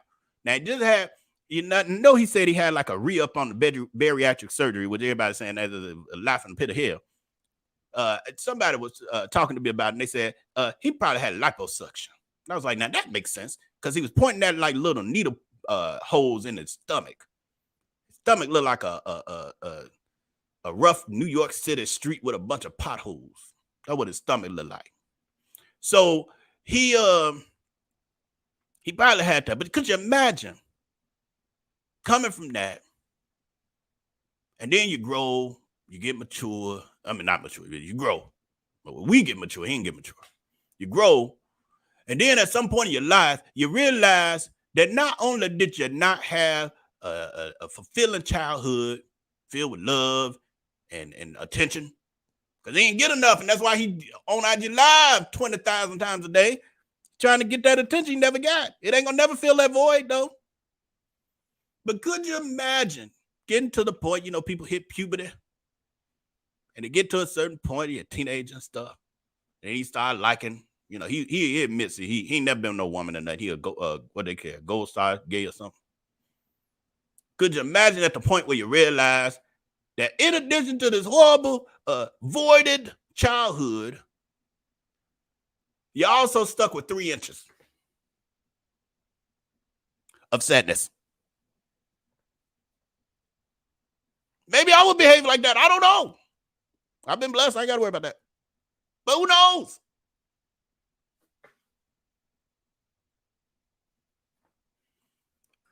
So with that, we're going to bring this service to a close.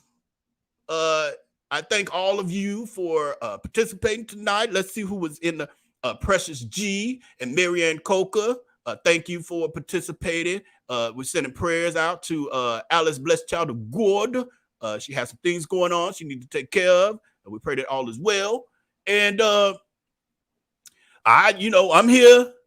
Y'all be letting Vell know in the comments, because what he'll do, he'll be sitting here talking about I figure out how to get VellNito in, and then y'all leave him to his own devices, and y'all won't see me for another 3 months to a year. So y'all stay on him. Y'all let him know that y'all want me. If y'all want me. Y'all let him know. Remind him. Hey, Michelle, A.T. Brown. Y'all go follow Michelle A.T. Brown. She is a legend in the field. I wanted her comment up, but hold on, my moderators. I think my moderators, I done put them to sleep. There she goes. Thank you, whoever put that up. Michelle A.T. Brown. She is a legend in these blog fear streets. And so definitely go over there and follow her on YouTube at Michelle A.T. Brown. She also has a website blog she's had for well over a decade. So she's on it. She's a legend. And her content's great.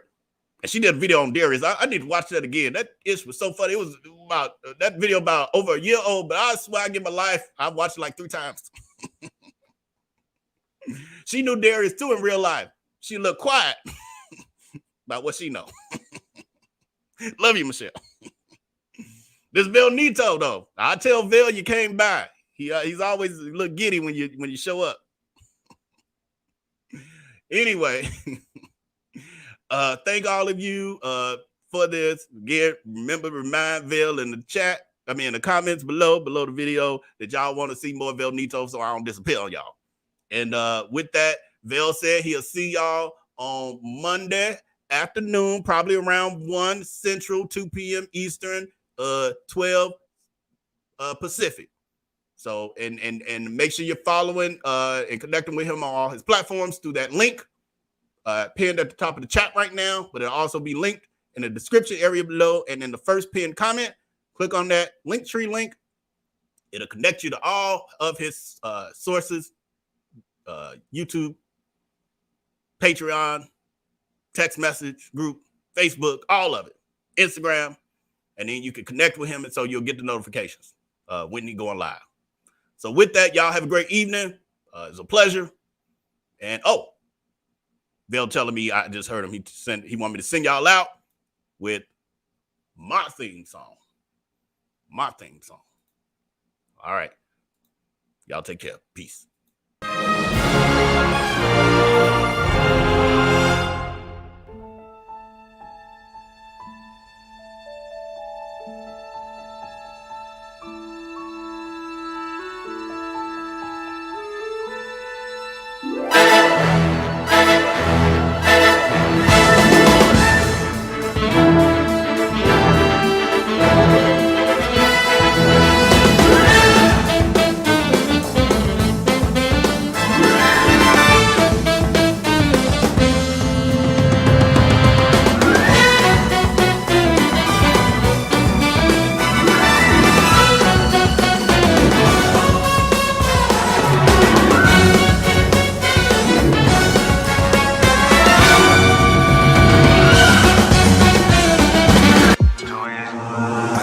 With my eyes closed, it's too easy. Too easy. I can do this with my eyes closed. It's too easy. Too easy. It's too easy. I've been there, done it, seen it. Boy, all that like Keenan. Still got crack, they fiendin'. Flow still hot like Phoenix. Shine so bright, I'm gleaming. This off top, I'm tweaking. Fresh out the rat like Neiman. And I'm still trying to fight my demons. Cause we all gotta act like Tina. That's why I gotta ride with the Nina. Outside, it's a war going on. Maybe put my hands on my head like the Macarena. They want you walking on board like Kima. And give an F to you like John Cena. Putting blood on the brand new Beamer. Trying to earn 8 stripes like Adidas. You get cold when you ride with the heater. It'll turn you to a dog like a keto. And expose to a cat like a cheetah. They smoke my partner like reefer. Dímelo porque o no entiendo. Mi gente must really need Jesus. They shed real blood. I never seen the crypt and I believe it. It's too easy. Too easy. I can do this with my eyes closed. It's too easy. It's too easy. I can do this with my eyes closed. It's too easy. Too easy. I can do this with my eyes closed. It's too easy. Too easy. It's too easy. I've been there, done it, seen it. Y'all just talk, don't live it. And just took that route, that scene it. I'm so outspoken like Reason. Jimmy Neutron, boy, Young Jeans. And I'm a self-made man. I actually interviewed Darius Crooks on my radio show. Might have been 5 or 6 years ago before he blew up on social media. And this was just articulated. He actually went on Periscope Live during the radio show. It did his own show in the studio during the show that he was supposed to be on. But he's a narcissistic individual. And because of that, he's had many of these run-ins. I think there was a scandal a few years ago where he was doing fake credit repair for people and got sued. His restaurant got closed down, those sorts of things. So he maintains these online scams, preying on the hearts and minds of his followers. And even just articulated after our show, because we tend to ridicule people when they act up on our show.